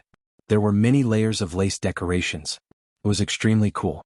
Right now her snow-white long legs were propped up high on the boss's table. Her Roman-style strappy sandals swayed left and right. She looked quite casual. The short denim skirt slid down to the base of her legs. But due to the angle, there was no way to take advantage of her. Right now, Xie Junping didn't have any thoughts of taking advantage of her. He paced back and forth in the room, restless and impatient. Everyone knew that low addictive psychotropic drugs were rampant throughout the world. It was simply inconceivable that this stuff wouldn't appear in private parties of the wealthy. But political opinion didn't care about this. As long as you were stupid enough to expose yourself, you would certainly be killed with a hammer. You wouldn't be given the opportunity to explain. In a certain sense, this was even more serious than him sneaking off to attend a party. And then there was the matter of his gang of scoundrels who ignited this fatal issue. Every thread was linked together. The consequences weren't as simple as 1 + 1. Lian Yu, you slut. Li Shueqing, I'll remember you. Lu Tao, you bastard. Xie Junping was like a trapped beast. He let out a mournful wail in an invisible iron cage. Of course, he was even more anxious to know what the situation was over at Xia City. Had he already been implicated? What the hell are you raising lawyers for? Let them go. Zhang Yingying had a troublemaker stay away from me expression of disdain. She showed signs of slacking off. Xie Junping's mind was as clear as a mirror. This little girl was clearly treating him like a sheep again. The problem was that he was panicking in his heart.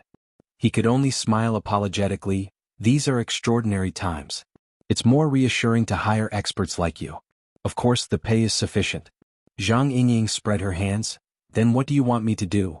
Go snatch people from the military transport ship? Military transport ship? Why the military? Xie Junping's voice had changed pitch. Zhang Yingying extended 3 fingers. The government, the military, and Quantum Corporation. This research and development base, at least in name, was built by the cooperation of these 3 parties. Now a nuclear bomb has mysteriously exploded. Nuclear bomb. Xie Junping's face turned green. Don't misunderstand. I'm just making an analogy. In any case, it's more or less the same. In short, no one can accept this result. But what in the world is going on? A natural disaster? A terrorist attack? Zhang Yingying's feet swayed back and forth. She was quite at ease. Right now, all parties want an explanation. Especially the government and the military, these 2 hands-off bosses. In the past, they enjoyed Quantum Corporation's filial piety. But now that something has happened, they discover that they know nothing about the situation in the laboratory. Who knows if this is an accident or a write-off? If we don't participate deeply, how are we going to explain this to the higher-ups? Xie Junping still couldn't understand, but it doesn't go as far as to throw them onto the military ship, does it? That's because you don't understand the gravity of the situation. Zhang Yingying's words smashed half of Xie Junping's soul away. Afterwards, she extended her 5 fingers.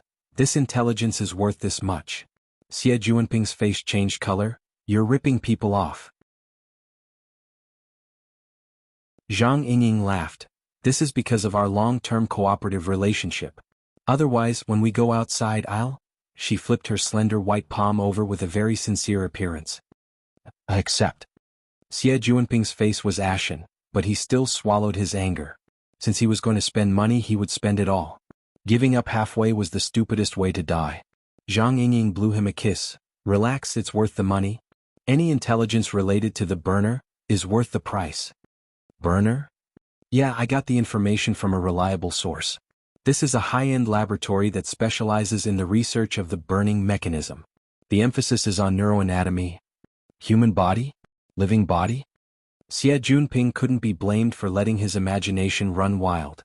The previous information related to Luo Yuandao had left a deep impression on him. Naturally, he would make associations. Zhang Yingying didn't come to a conclusion. On the project proposal, the experimental subject is written as a mutant. As for the rest, who knows? She paused for a moment and said, but this is all meaningless. The important point is that this laboratory was conducting a large-scale experiment this morning. The energy system was forcefully shut down by someone, causing the experimental body to go out of control. It led to a major accident and disastrous casualties. And the suspect took the opportunity to steal an important experimental prototype. Xie Junping blurted out, Deep Blue Walker? Zhang Yingying rolled her eyes at him. How is that possible? It said that it's a new product developed by Quantum Corporation. It's a drug form. Right now, the surrounding area is under martial law. If it doesn't work, then the entire Xia city will be in chaos for a while. Oh, wait a minute. What does this have to do with them being carried onto the transport ship? Zhang Yingying responded in a relaxed manner. Right now the culprit is on the run. Whoever dares to create chaos won't be polite. Besides, those bastards are standing there. Each and every one of them is an eyesore. Who has the time to screen them one by one? It's better to just capture them in the name of the military. We can deal with them when we have the time. It saves us the trouble of going through the procedures. So that's how it is. *CK. Xie Junping suddenly discovered that he was definitely going to be a sheep's paw. Zhang Yingying had gone around in a big circle. This was tantamount to saying that Luo Nan and the others had encountered the government and the military going crazy. They had been caught in the crossfire. The nature of the matter wasn't as serious as he had imagined. In the end, this was how the 5 digits of information was used. Xie Junping wanted to go up and slap the table. He finally remembered that this was a virtual dialogue room, but his expression was extremely ugly. Zhang Yingying was very clear about his thoughts. She immediately shook her head and sighed, people like you are incurable. If it were your father, he wouldn't even have the time to be grateful. The important thing is the drug. The drug. Do I even need to spell this out?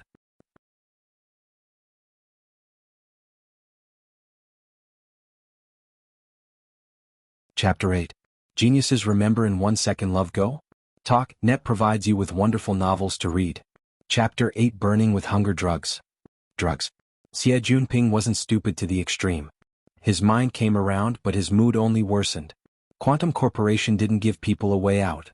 It must be known that the Xie family had a considerable amount of business in the field of the production and sale of cutting-edge drugs. But compared to Quantum Corporation, one of the world's top 3 giants in terms of market value, they were still lacking. Quantum Corporation rapidly rose to prominence after the war.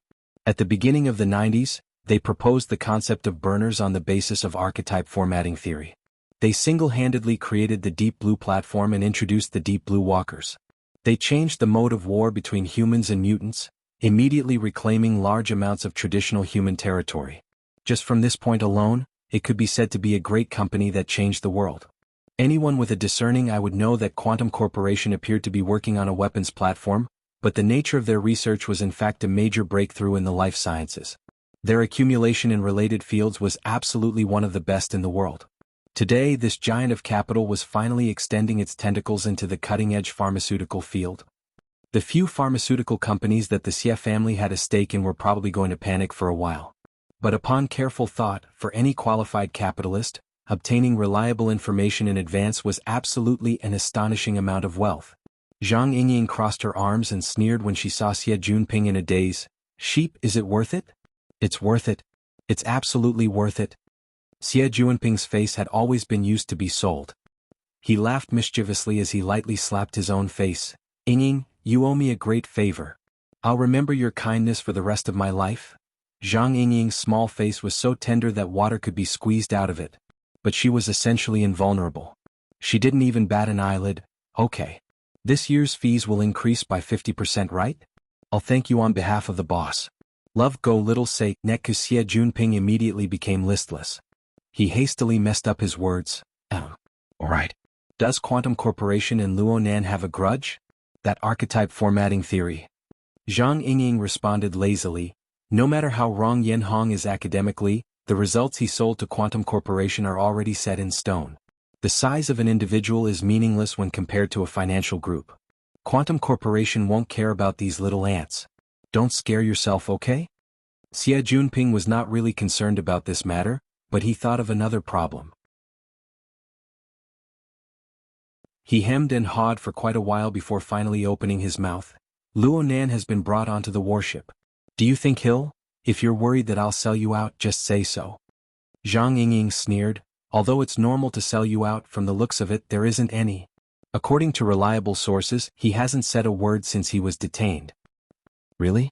Xie Junping was a bit suspicious. Logically speaking, there was no need for Luo Nan to take the blame for him. Zhang Yingying shrugged. You'll never know what's on the mind of a hero of darkness who wants to leave his name in history. For example, videos. Video? That's right. Your 500 million renminbi phantom is recording the security footage automatically. Do you really think the police won't take it? Only then did Xie Junping react and his face paled. That. Zhang Yingying sighed. By the time you react, the police's criminal record will have turned to dust. Relax, it's already been deleted. Xie Junping clasped his hands together and expressed his thanks over and over. It's all thanks to your thorough consideration, Yingying. There's no need for me to take credit for someone else's work. This is yet another righteous act of the hero of darkness. Damn. Benevolence. Xie Junping was truly shocked this time. The car was under his name and this was an undeniable fact. As long as Luo Nan cooperated with the police and told the truth, and combined with the recorded video, it would be easy to remove suspicion. However, Luo Nan chose to delete the video and kept his mouth shut, giving Xie Junping leeway. This was a great favor. Xie Junping racked his brains, but he still couldn't understand how Luo Nan was able to do this. In the end he could only sigh, benevolence. Benevolence is unparalleled. Though he said this, Xie Junping was pondering in this instant. Should he push the boat with the current and let the hero of darkness take the blame? Compensation could be discussed later. But after some thought, it didn't matter if his strength took the blame or if he framed Luo Nan. The middle operation would certainly increase, and the uncertainty would increase by a large margin. In the end, the phantom flying car was under his name. It would be hard for him to wash himself clean no matter what. Also, when he thought of Luo Nan and those bewitching pupils, Xie Junping felt an indescribable chill in his heart. He wasn't sure of the bottom line. Yingying, say it. What? Are you thinking of something crooked? No. Nothing of the sort. Xie Junping thought for a bit. It really wasn't good to say those words, so he simply stomped his foot heavily. Forget it. Luo Nan had already gone this far. He couldn't be a coward. He would first fish the person out before anything else. Yep, before this, let the hero of darkness continue to be benevolent. Luo Nan, who was unparalleled in benevolence, was sitting by himself in a corner right now. His back and his body were covered with ice-cold metal plates. There weren't any markings on all four sides. The rough, cold, and hard characteristic of a warship stuck in his mind. Luo Nan quickly digested the mental foreign object, but it wasn't so easy for the others in the same cabin. Each and every one of them had restless appearances. No one would have thought that what was supposed to be a very normal public security incident would actually result in them being brought to a military ship and placed in confinement. In the beginning, this group of rich kids clamored about going through the procedures and hiring a lawyer. But not even a reply was heard after an hour had passed. There were only ice-cold combat robots guarding the outside of the sealed cabin. The bulky anti-riot guns looked panicky. In the end, the dozen or so people could only stare at each other and gradually calm down. Luo Nan's head hung low. His breathing was faintly discernible. It was 8 o'clock in the morning right now. Normally, Luo Nan would already be in the classroom waiting for class to start at this time. And he would certainly have eaten at least 5 portions of breakfast by now. The cost of maintaining the structure of the vessel wasn't cheap. It required a considerable amount of energy. Right now Luo Nan could only eat. He used the most traditional chemical method of humans to convert food into energy in order to replenish his consumption. And he had made a few extra preparations. For example, he carried an energy bar in his pocket. But today's accident had caused him to use up his energy bar early. He had no way to replenish his energy. Luo Nen felt as if a black hole had opened up in his stomach after his usual mealtime. It endlessly squeezed out the energy from his flesh and blood. Under normal circumstances, the feeling of hunger shouldn't be this severe. But Luo Nan had no choice but to pay an extra price for being carried onto the transport ship. Luo Nan was forcibly detained due to the suspicion of illegally carrying banned drugs. Though the police didn't have the leisure to interrogate and deal with him, simple tasks such as urine testing and sampling were forcibly carried out not long after he boarded the ship. This was a procedure that had to be carried out. There was no reason for it. Luo Nan could point to the heavens and swear to the sun. He was 100% not a drug addict. He had never touched the drugs in the box. He was 100% not a member of Xie Juanping's gang of scoundrels. But the problem was that he had injected an entire tube of drugs before leaving the house this morning. The ratio of banned ingredients was absolutely off the charts. Perhaps the amount of banned ingredients in the bodies of all the people present wouldn't even be a fraction of what he had. According to this logic, Luo Nan would really be like yellow mud falling into his pants. He wouldn't be able to explain himself no matter how hard he tried. Because of this, Luo Nan deliberately activated his Appetite King skill the moment the incident occurred. He sped up his body's metabolism with all his might. Time sped up for Luo Nan.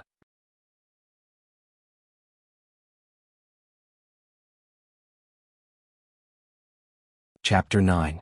A Genius in 1 Second Remembers Love? Speak, Net provides you with wonderful novels to read. Most of the sensitive psychotropic drug ingredients that the police were concerned about had a natural metabolism time of 5 to 10 days. Luo Nan had completed this metabolism process in a short half an hour from the time he was arrested to the time he boarded the ship.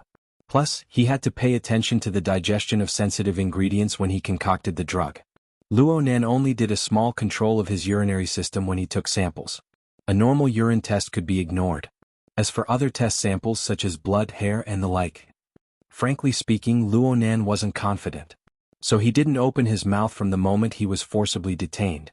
He didn't have the slightest intention of dragging Xie Junping into this. Not to mention that it was meaningless, he still needed to rely on that fellow to help him escape. There was more or less a price to pay for choosing this path. Luo Nan's metabolism sped up and his internal organs consumed large amounts of energy. This short hour was equivalent to Luo Nan fasting for over a week. His body fat consumption and muscle decomposition accelerated in order to ensure the supply of nutrients to his brain and nerve center. His neurons were excited and inhibited repeatedly, causing Luo Nan to feel terrible right now. Pain, numbness, and slight hallucinations endlessly assaulted his senses. Luo Nan sat motionless on the ice-cold deck of the ship. Actually, every muscle in his body was suffering. They were all twitching subtly. This was the sign of a functional disorder in his nervous system. He closed his eyes and completely ignored the grumbling rich kids around him. He chanted the 16-word mantra. In the beginning he chanted in an extremely fluent manner. A humming sound shook his brain. But the speed of his chanting grew slower and slower. His voice grew lower and lower. In the end, no sound came from between his lips and teeth. There were only short words that gurgled and flowed in his mind. My heart is a prison. My heart is a furnace. My heart is a mirror. My heart is a nation. Luo Nan's mind gradually gathered along with the flow of his heart. Distracting thoughts were eliminated, and he naturally entered the visualization step. Silver thread-like lines constructed the structure of a tetrahedron, an inscribed sphere and an outer-scribed sphere in the void. It was like some sort of marvelous celestial body. It rotated in solitude within the dark space of the universe. Over the past 5 years, he had been progressing hand in hand with his medicinal carving and chanting and breathing, forming a subtle correspondence between the vessel and the visualized image. Changes in the vessel would immediately affect the operation of the visualization diagram. On the other hand, adjusting the visualization diagram with one's mind could also roughly sort out the structure of the vessel, adjust the rise and fall of qi and blood, and affect the function of the organs. Luo Nan discovered that the damage to the vessel relied on the former. The accelerated metabolism and control of the urinary system relied on the latter. Of course, the latter was equivalent to interfering with the operation of the autonomic nervous system. It was an act that went against the natural physiology, and the price to pay was to suffer a backlash. Just like at this moment, there were some problems with the operating rhythm of the visualization diagram. Luo Nan had spent half an hour to accelerate his metabolism. Now he needed at least 3 times the amount of time to recover. Luo Nan had a certain amount of experience with this. His attitude was correct. In any case, he was imprisoned. He didn't need to think too much about the outside world. He just needed to slowly recuperate and everything would be fine. However, it didn't take long for him to realize that the situation wasn't as simple as it seemed. The visualized image operating in nothingness began to lag, and it was getting worse and worse. It was like a large-scale game running on a low-spec machine. No matter how hard it tried, it couldn't reach the perfect, smooth and full-picture quality. Moreover, as the machine overheated, the condition was getting worse. Love gong small sake nekku in the end, even the rhythm of chanting the mantra was affected. It was nearly impossible to continue the visualization. The backlash he suffered was actually this severe? Luonan didn't believe it. He stopped the visualization and muttered to himself for a moment. He adjusted his body and changed his sitting posture.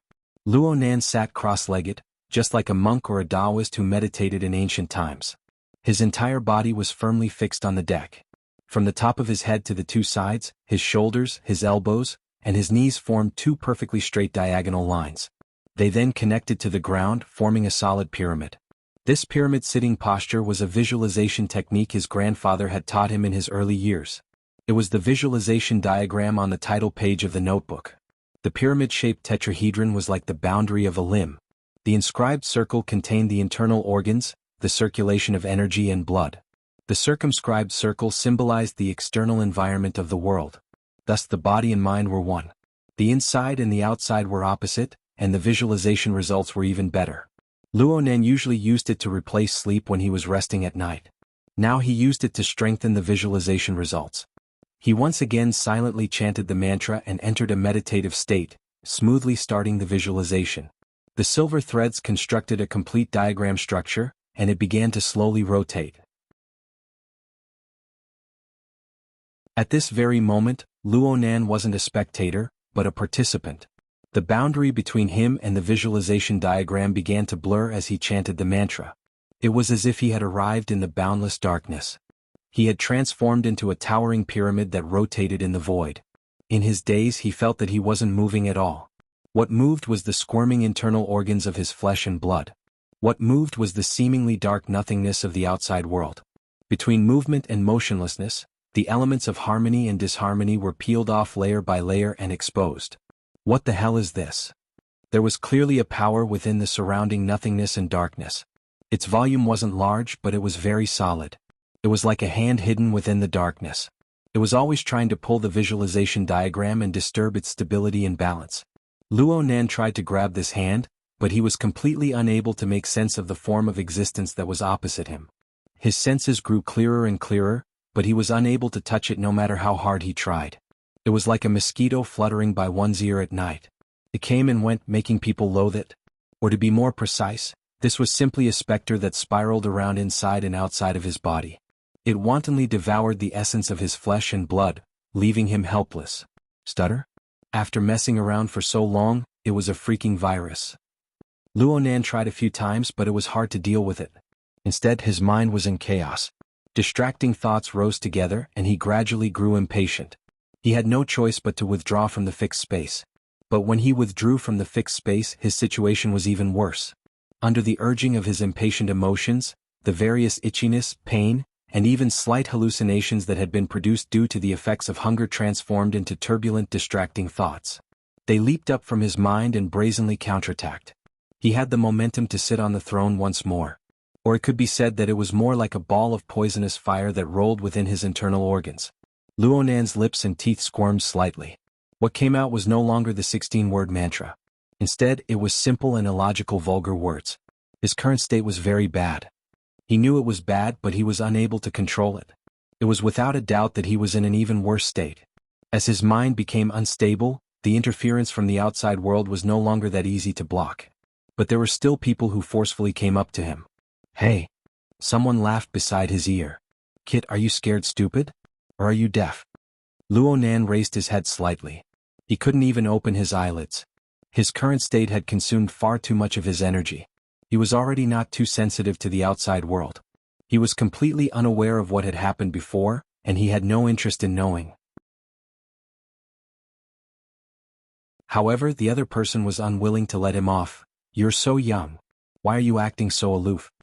Luonan finally raised his eyelids to gaze at the person who had come. It just so happened that this person was the only person he recognized in the room.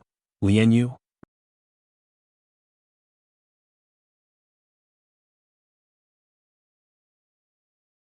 Chapter 10.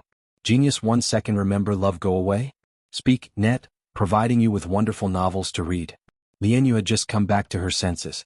In this circle of rich kids, her position was somewhat ambiguous. The reason for this, aside from her family background, was that she was two-timing Xie Junping and her real boyfriend at the same time. Her position was unclear. Because of this, she suffered a wave of cynicism and ridicule when she was thrown off the car by Xie Junping in the morning. It could be said that she was mad with anger. Plus, she had a hangover and other problems.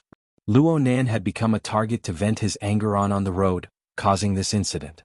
Lian Yu's thoughts underwent a subtle change after she calmed down in the detention room. Her anger towards Xie Junping didn't lessen in the slightest, but she had a new plan for Luo Nan. She had been observing Luo Nan all this time. The vast majority of the people in the cramped and noisy detention room were either depressed or noisy. They were full of negative energy from head to toe. Only Luo Nan, this big boy, who looked to be the youngest, sat quietly in the corner from beginning to end. Aside from changing into a strange sitting posture once, there was practically no movement from him.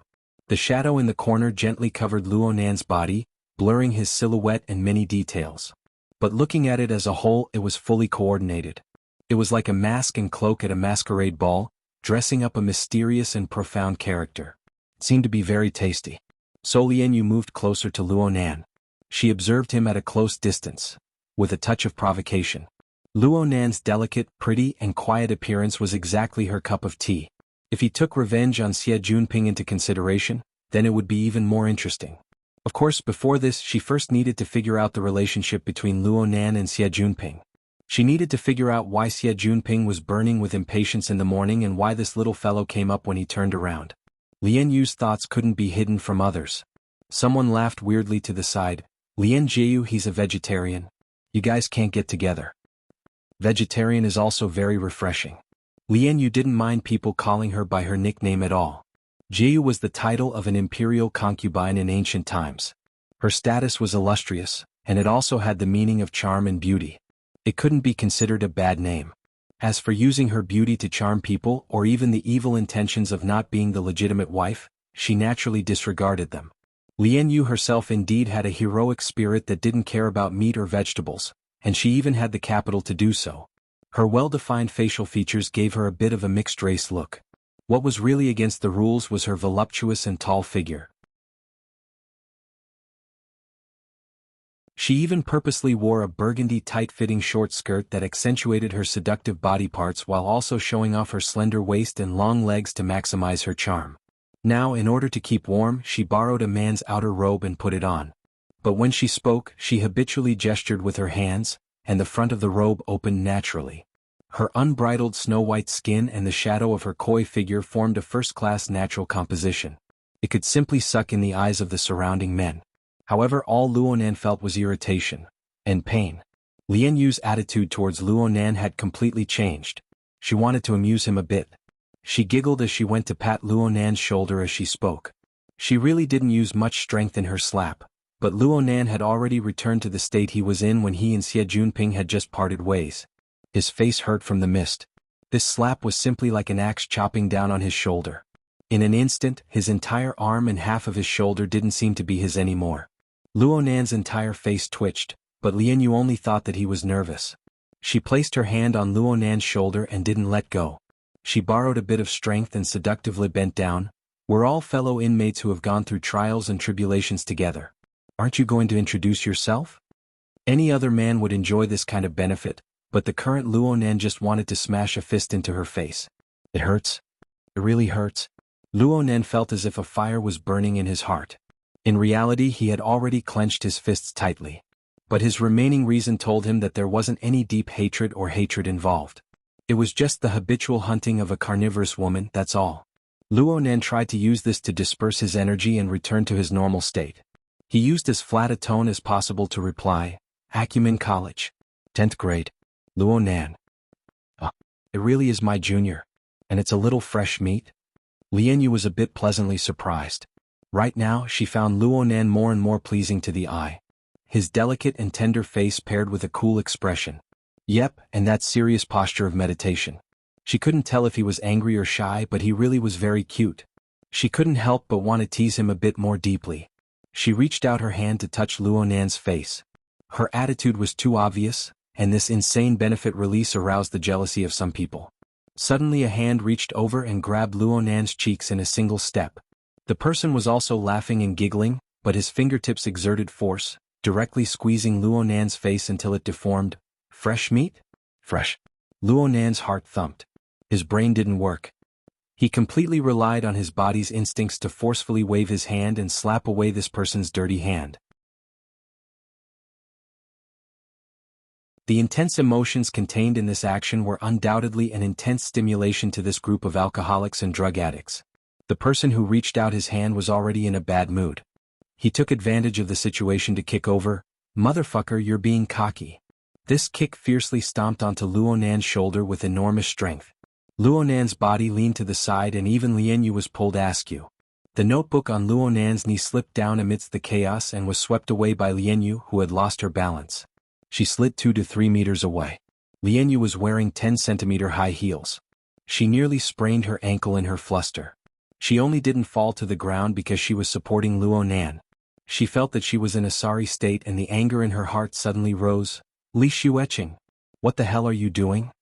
In the end, an even louder voice roared back, "What the hell am I doing?" Lianyu was like a cat whose tail had been stepped on. She jumped 3 feet into the air amidst her shrill cry. Her fingertips, which were covered in manicured nails, greeted Li Xueqing's face. Actually, this kind of fight couldn't happen. Li Xueqing's slip of the tongue had already caused Xie Junping to lose face. If he were to make a move against Lianyu, he would really have to scratch a few lines on his face. He wouldn't be able to mingle in this circle in the future. He dodged backwards and there would naturally be enough people coming up to stop the fight. This group of rich kids had just suffered a setback in their drive-in prison.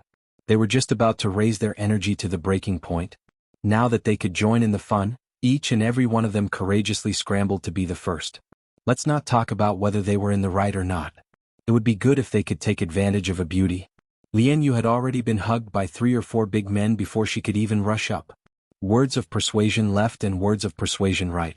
Her entire body had eaten quite a bit of hands of justice from head to toe. She was so angry that her charming face was ashen. She flashed her high heels. No matter who it was, she gave them a heavy kick. She kicked the group of men until they scattered. In the end, the 2 girls who were acting as flower vases had seen enough of the excitement. They went over to persuade them half truthfully and half falsely. Only then did they manage to pacify them. On the other side, Li Xueqing had extricated himself from the crisis of having his face ruined, but his face was still damaged. He had a belly full of anger that he didn't know where to vent. His eyes darted all around before he finally saw the pretty boy who had caused the crisis. He stood up shakily and went to pick up the dropped notebook as if nothing had happened. *CKU. Li Xueqing didn't even think. He charged over and kicked Luonan's lower back.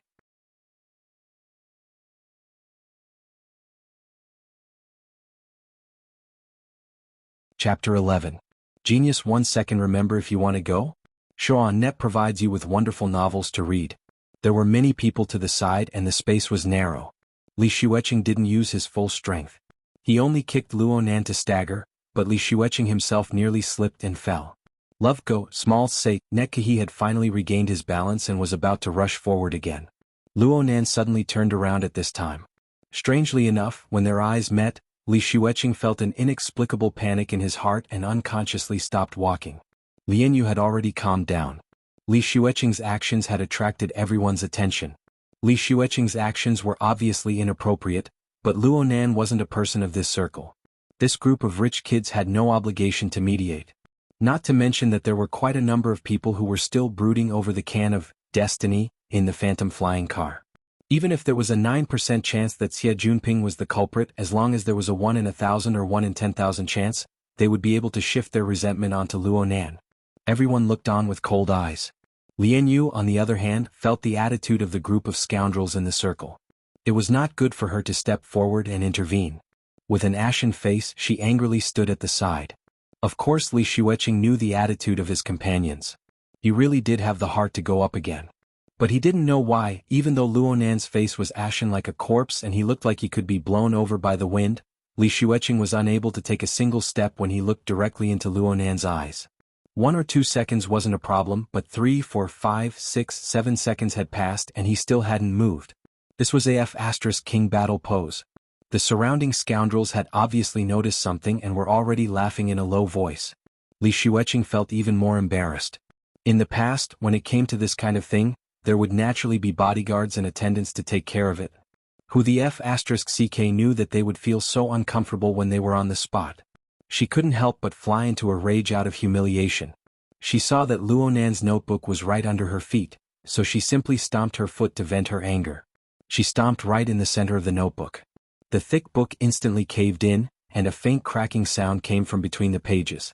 Across from him, Luo Nan was suddenly stupefied. Li Xueqing immediately understood when he saw Luo Nan's expression. His foot had truly stepped into the pit of Luo Nan's stomach. Li Xueqing immediately felt great pleasure. Even the feeling of cowardice that was wrong dissipated quite a bit. He added more force to his feet, and his heel made a good circle on the notebook. At the same time he drew out his voice, rising and falling rhythmically like an aria. I'm sorry. Li Xueqing's actions were actually very tasteless and degrading, but since they were on the same side, there were quite a few people around who were laughing and jeering. As for how much was helping and how much was mocking, it was up to the person to decide. Li Xueqing's confidence grew with momentum. He raised his hand and pointed at Luo Nan. Kid? His voice had just left his mouth when his throat suddenly choked up. This was because he saw Luo Nan walking towards him. The entire cabin was no more than 20 square meters. After more than 10 people were stuffed in, it was already very crowded. The distance between 2 people was really just a matter of 2 steps. Li Xueqing's heart twitched inexplicably. At the same time he met Luo Nan's eyes once more at a close distance. Luo Nan's appearance was very delicate and pretty, but his eyes weren't beautiful. At least this was how Li Xueqing saw it. Luo Nan's pupils were mottled, as if they were flowing with lustrous and dazzling colors. But in the end they were controlled by a gloomy and cold tone. Li Xueqing inexplicably thought back to the strange collection he saw in the private garden of a certain best friend. A mutant that was as bloodthirsty as its life. This savage and ruthless beast was over 5 meters long. It was majestic like a mountain, and it was trapped behind layers upon layers of electrical webs. Its body was covered in cuts and bruises, but Li Xueqing couldn't help but shudder when the beast's eyes stared straight at him. Luo Nan's physique was naturally unable to compare with the enormous mutant. But the problem was that there was a glass wall that was harder than steel between Li Xueqing and the vicious beast. There was also a high-voltage electrical net and other lethal mechanisms on standby. And now there was nothing at all. Li Xueqing's heartbeat sped up and his pupils dilated. He opened his mouth to shout, but even he himself didn't know what to shout. The problem was that he clearly opened his mouth, but not a single sound came out. Not only that, but his tongue, throat, chest and all the muscles in his body instantly stiffened. He felt like he was trapped in a nightmare. His consciousness was clear but he couldn't get out no matter what. He could only watch helplessly as Luo Nan walked forward. Luo Nan extended his arm, and Luo Nan's 5 fingers lightly clasped onto his throat. It was really just a light touch and he could not feel any strength. But at this moment, the air in his lungs was quickly sucked out, and his nostrils, mouth and even pores all over his body were forcibly sealed, as if he was wrapped in a thick and airtight plastic film. His internal qi could not flow out, and neither could his external qi enter. He could not even sweat. His heartbeat increased rapidly, but the amount of oxygen in the blood he pumped out continued to drop. The terrifying feeling of suffocation was like an overflowing tide, slowly but surely filling his brain. Li Xueqing desperately wanted to open his mouth, wanted to breathe, wanted to beg for mercy. He used all the strength in his body but only his eyeballs bulged, almost popping out of their sockets. The color of blood seeped through her vision bit by bit. Her tear ducts were stimulated. She forced herself to cry, but she couldn't wash away the filthy color. The only thoughts in his mind had collapsed, and only the purest desire to survive remained. He was still struggling with great difficulty. Save me. Save me. Someone save me. Li Xueqing himself did not know, but he was actually able to make some sounds. It was the kind of sound where the muscles in his throat were stiff. It was a sharp sound that squeezed out of his throat, a sound that could die at any moment. Woo-woo woo-woo. At the same time his face turned from white to red, from red to purple, from purple to black. His eyeballs had already popped out of their sockets by nearly a centimeter, beginning to reveal large amounts of the whites of his eyes. It was as if his blood and energy would explode in the next moment. Each and every one of the rich kids in the cabin were stupefied on the spot. They were unable to understand the pain Li Xueqing was facing. They only saw Luonan walk over, extend his hand and choke Li Xueqing's neck. Li Xueqing was completely scared silly. He actually did not resist in the slightest. Luonan looked weak and delicate, but the strength of his hand was terrifyingly great. The current Li Xueqing looked like he could go into shock from suffocation at any moment. He might even die on the spot. No one knew why Li Xueqing was such a coward. But Luonan's ferocious strength was even more frightening. At this very moment, everyone believed that Luonan was really going to strangle Li Xueqing to death. There were also some people who were clear-headed. They felt that Luonan's body movements had a sort of indescribable awkwardness. It was as if he was exerting strength, yet not exerting strength. It was completely out of step with Li Xueqing's pain, so much so that the entire situation was extremely uncoordinated. But this wasn't the most important thing. What truly made people's scalps go numb was Luonan's face. Yes, look at his face. Luonan's face was originally pale and gray like a corpse. But right now there was a drunken red glow that spread and piled up. Excitement, right? Excitement, right? This scene was like an incorporeal whip that lashed at the hearts of the surrounding people. Let's not talk about the feeling of the flesh, but their hearts were twitching. Damn pervert. Homicidal maniac. He hit it so deeply. What are you looking stupidly for? Hold him back. Lian Yu's sharp voice tore through the almost sticky fear. She was the first person to react to the stress. She disregarded everything and charged towards the pile of stiff bodies in front of her. The group of people in front couldn't maintain their balance, especially the one at the very front. How far was he from Wuxia? A servant in front was about to touch her, and this fellow was a coward. He actually let out a blood-curdling scream. But no matter how unwilling the people in the front row were, the sudden explosion of crowding and chaos still pushed them towards Luonan. The weight of 7 or 8 people piled together. Even though Luonan didn't use his full strength, he still made Luonan stagger. His hand that was stuck to Li Xueqing's throat actually slipped away. This scene gave many people courage. There were people in the very front row who simply screamed, "Ah ah ah."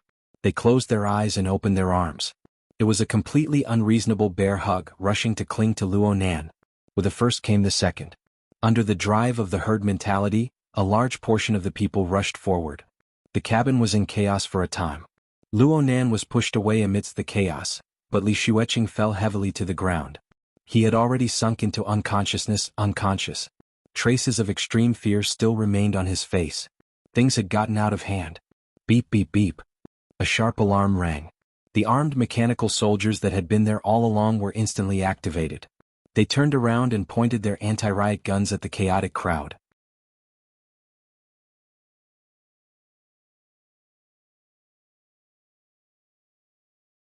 Chapter 12. Genius 1 second. Remember if you want to go? Shoan.net provides you with wonderful novels to read. In this arrest operation, although the military police had thrown the person here without any follow-up measures, it did not mean that they had completely given up. In fact, there had always been surveillance cameras in the cabin to monitor everyone's vital signs. It was only when they discovered that Li Xueqing was in a state of shock that they took emergency measures. The armed mechanical soldiers were completely cold and ruthless. They would not care about the cause and effect, right and wrong. They would strictly follow the fixed procedure and open fire with anti-riot guns. The high-voltage pulse covered the entire detention room. Everyone who was standing was the target of the attack. Even Lian Yu and the other girls were not spared. Correspondingly, the electric current penetrated his body. The electric currents formed a closed circuit with the human nervous system, stimulating the muscles and instantly putting them into a state of rigidity. Everyone was completely defenseless and fell to the ground. The chaotic situation was immediately swept away. No, there is one more. Luonan was forcefully controlled by the bunch of rich kids. Some grabbed him by the waist, some hugged him by the legs. Perhaps it was because he had a few more layers of meat shields, but he didn't collapse immediately. He staggered a few steps and finally managed to maintain his balance. His body was half bent and his hands were on his knees. His calves seemed to be trembling and swaying as if he could fall at any time. But even so, Luonan still stood there. He raised his face slightly, and the blood-red color on his face faded a bit. His eyes stared fixedly over the bars of the detention room, staring at the muzzles of the armed mechanical soldiers. The armed mechanical soldiers also coldly locked onto their only target. Just as they were about to attack again, soldiers in combat uniforms rushed in from the door. The person in the lead was a captain officer. Retreat. The voice-controlled command was issued, and the armed mechanical soldiers' electronic eyes immediately turned black. Love, go, small, say, neck. The captain's gaze swept across the room and he said sternly, "Everyone get on the floor and put your hands behind your head." He didn't say what the consequences would be if he didn't do it, but no one wanted to test the law. Even though the numbness had not completely passed, the group of people were still correcting their postures, each of them more obedient than a lamb. Lian Yu sneakily raised her head and cast her gaze towards Luo Nan. There should be many people like her who strongly felt that this sinister and ruthless pervert was stubborn to the end and wouldn't obey the captain's orders. But reality left them completely flabbergasted. Luo Nan crawled down slowly and with great difficulty, but he was extremely obedient. His hands crossed and held the back of his head. Since Luo Nan had moved a few steps before, he was a bit closer to Lian Yu's position. From Lian Yu's angle, she just happened to see Luo Nan's face. He seems to be trembling. It can't be that he only understands fear now, right? Before he could finish his thought, he heard a faint buzzing sound. It sounded like a bee flapping its wings, carrying a faint rhythm. The source of the voice was none other than Luo Nan. Only now did Lian Yu discover that although Luo Nan was lying on the ground, his posture was a bit different from the others. He rested his chin on the ground and looked straight ahead. His lips moved slightly and the strange sound came from them. It looked like a wasp with a broken wing struggling on the ground. Could it be that this fellow had gone mad? Lian Yu shuddered and secretly clenched her teeth. She cursed a certain someone who was hundreds of kilometers away. "Xie Junping, you bastard, just what kind of people do you know?" Xie Junping certainly wouldn't reply, but the military quickly made a judgment. From the perspective of Lian Yu and the others, the armed mechanical soldiers and military personnel appearing one after the other meant that the matter had certainly gotten out of hand. They didn't know how they would be dealt with.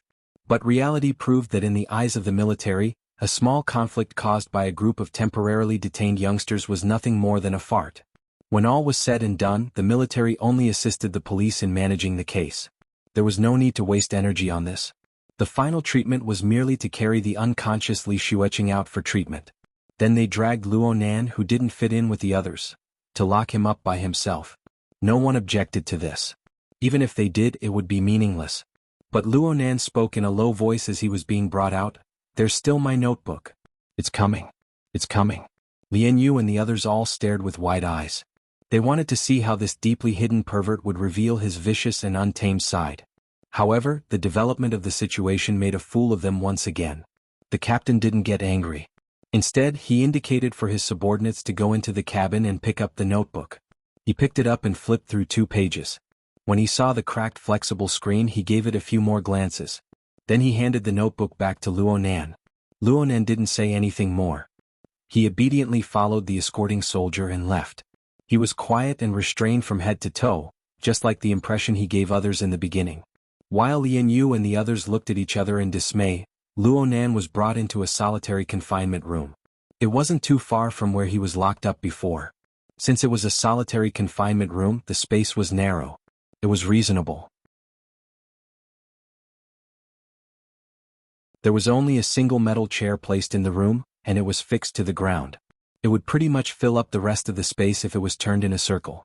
This was the place that claustrophobic people were most afraid of, but Luo Nan didn't care. He sat on the chair and the notebook was naturally placed on his knees. He first wiped away the footprints and dirt on the cover, then he carefully opened it. The metal ring frame of the notebook was already a bit deformed from Li Xueqing's heavy trampling and crushing. The opening and closing tab wasn't too flexible either. But this kind of damage wasn't much compared to the flexible e-ink screen. It was unknown where Li Xueqing got his strength from, but the flexible e-ink screen, which was extremely flexible and tough, had over a dozen fine cracks. Some of them ran through the entire screen. It looked like the flexible e-ink screen would fall apart with just a bit more strength. However, the flexible e-ink screen could still be used even in this way. The screen lit up with a light swipe. Luo Nan felt a bit relieved. Next, he didn't care about anything else. He directly opened up his most commonly used drawing software. The familiar loading sign lit up and he soon cut into the normal interface. The draft of the burning wraith appeared on the highest level. It looked quite normal. Luonan let out a long breath. He pressed his finger long, wanting to enter the next level interface. But the temperature of his breath didn't even have time to change when the flexible e-ink screen suddenly darkened. It automatically shut down without a trace of light. It was like an ominous black post that had been smeared with ink. Luonan tried many different methods to reboot the screen, but he didn't see any reaction. He began to stare blankly as he faced the pitch-black, shattered screen. The miniature camera in the corner locked onto Luonan's stupefied and stiff face, transmitting it to another cabin on the warship. There, the freshly minted lawyer Zhang Yingying rushed over looking travel-worn. She was currently handing over legal documents to the relevant person in charge of the ship. Right now, she had changed into an old-fashioned ash-black dress suit. Her hair was coiled up in a bun. The only bright color on her body was the gorgeous sapphire blue scarf around her neck. Oh, there was also that pair of slender and long calves. They were directly exposed to the air. Her entire body was flawless, and the texture of her skin appeared even more exquisite under the support of her black velvet high heels. It was as if she was glowing with a jade-colored light. The one who was connected to Zhang Yingying was the transport ship's logistics deputy supervisor. This somewhat stout lieutenant colonel officer had the surname Liu. He had already received a warning beforehand. Even though the mature-dressed female lawyer had a tender face, she looked suspicious no matter how he looked at her.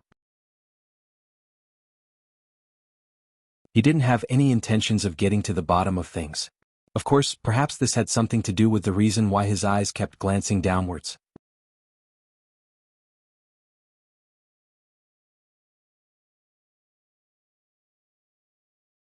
Chapter 13. Genius 1 second. Remember if you want to go? Show.net provides you with wonderful novels to read. Lieutenant Colonel Liu was a bit frivolous, but he had cultivated a habit of caution from working in logistics for a long time. This caused him to have some misgivings about the situation itself. The others are easy to deal with, but this kid called Luonan is a bit suspicious. He's so young yet he acts so ruthlessly. His reaction after the matter is quite odd. Zhang Yingying replied seriously, "It's a pity that this happened, but I think that this kind of hot-blooded conflict will not affect the judgment of the case itself. Of course, the military is only responsible for temporary custody and will not comment on the matter." Lieutenant Colonel Liu said this for the time being. Soon he revealed a smiling face. According to the orders of the higher-ups, Luonan and his group will have to wait until the investigation of the incident is complete before they can be screened and archived. I estimate that there are at least 8 hours left. We weren't allowed to communicate with the outside world before this. Miss Zhang, you're early. Speaking of which, the officers' activity room on the ship has quite good coffee. Why don't I invite Miss Zhang over to kill some time? Zhang Yingying didn't even blink in the face of such a crude method of picking up girls. She directly refused. That's not necessary. My client looks like he has nothing left to live for. It's better for me to keep an eye on him. Lieutenant Colonel Liu shrugged. It should be the damaged flexible screen. It has a special meaning to him. For example, a birthday present from his father. Zhang Yingying raised her eyebrows. Father's gift? Good idea. Lieutenant Colonel Liu was a bit stupefied. He couldn't match the thought process of the young lawyer in front of him, but in order to achieve his goal, he still revealed a smiling face and flaunted those vague philosophies. Adults need to carefully decide on a reason to allow themselves to be vulnerable. Children, on the other hand, are much more casual. They can be defeated at any time, but they can recover quickly because they are still under the protection of their family. Their father will soon make up for it. When my client was 4 years old, my father abandoned him, patted his butt and disappeared. Love go, small say, Neku, was this another rejection? Lieutenant Colonel Liu felt rather embarrassed for a moment. He retreated with his tail between his legs, but he was also unwilling. Just as he was in a dilemma, he saw Zhang Yingying give him a thumbs up. That's why I have to say, Mr. Lieutenant Colonel, what great intuition. Zhang Yingying hooked her index finger and thumb, and the other 3 fingers cut in the air. Did you know 60 years after the advent of flexible e-ink screen products, there were more than 200 brands and more than 3,000 products in the world? However, the one in my client's hand is not any model on the market. Lieutenant Colonel Liu was confused, but it was good to be able to chat with a beauty. He tried hard to think. It's a private production? That's right. My client's father is a first-rate industrial designer. Before he left his job and went missing, he had outstanding work experience in both the production and creative departments of Quantum Corporation. Making such a gift for my only son is the most appropriate. Lieutenant Colonel Liu made a rough estimate. In other words, it has at least 12 years of history? TSK. But I have to say, it will be very difficult for you to claim a high compensation from the Vandals based on this. Zhang Yingying smiled and naturally wouldn't explain any more to Lieutenant Colonel Liu. In fact, when she was in the office, she had already done a more detailed analysis based on the flexible e-ink screen video she had obtained in the morning. Even though Luonan's flexible e-ink screen wasn't a product that could be found on the market, the material used to make it was a must. For example, that ultra-thin panel belonged to the Jellyfish series, which was released in the beginning of the year 2090. This proved that the earliest time Luonan received this gift was in the year 90. In other words, it was very likely that Luonan's father, who had been determined to be missing or even dead, was still maintaining contact with Luonan. Perhaps it was just this little bit. The year 90. The incident with Lu Hong was also in this year. There's also the Quantum Corporation's burners and the Deep Blue platform. It really seems to be very crucial. Zhang Yingying gazed at the silent and stiff big boy on the monitor screen. She suddenly really wanted to know what kind of feeling Luonan would have when he was only 10 years old on a certain day in the year 90 when he received this gift from his father, who was nowhere to be found. Was he reminiscing right now? The monitor screen didn't transmit Luonan's thoughts, but it clearly transmitted his body movements. After sitting silently for a long time, Luonan finally made a new movement. He stood up, closed the broken notebook and placed it on the chair. He himself took a step towards the door. Since the space was narrow, Luonan's body leaned slightly forward at this distance. His forehead stuck to the thick and cold metal door. He maintained this position for a few seconds.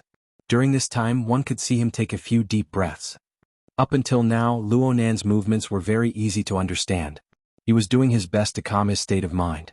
But Luonan's next actions were incomprehensible. On the monitor screen Luonan moved a bit. He adjusted the distance, but his gaze was always directed towards the metal door.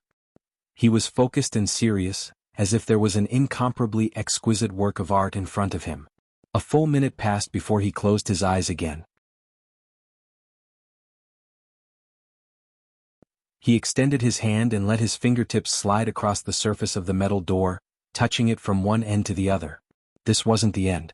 His fingertips streaked across the corner of the wall, touching the metal plate wall to continue his previous actions. And so Luonan walked round and round within the cramped space. His fingertips carved out continuous incorporeal marks on the metal wall. What's going on? The changes were strange and inexplicable. Lieutenant Colonel Liu was a bit dizzy. Zhang Yingying didn't respond. She just watched with interest. This lawyer was drunk? All right, Lieutenant Colonel Liu felt that this couldn't continue. After all, Luonan was still a minor. If by any chance he were to suffer some sort of stimulation and go crazy from holding it in, then his military career would come to an end. He indicated to his subordinates to prepare for intervention measures. The confinement room had tranquilizer spray equipment. It was prepared to prevent the mental confusion and even self-harm of the confinement personnel. But Luonan's footsteps stopped at this time. It was as if nothing had happened before. He picked up the notebook on the chair and sat down as before.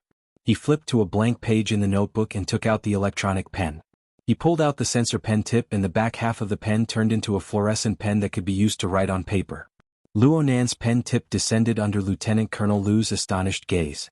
He drew crisscrossed dark lines on the paper. His pen moved extremely quickly and he was extremely proficient in simple strokes. A rough outline appeared in a few breaths of time.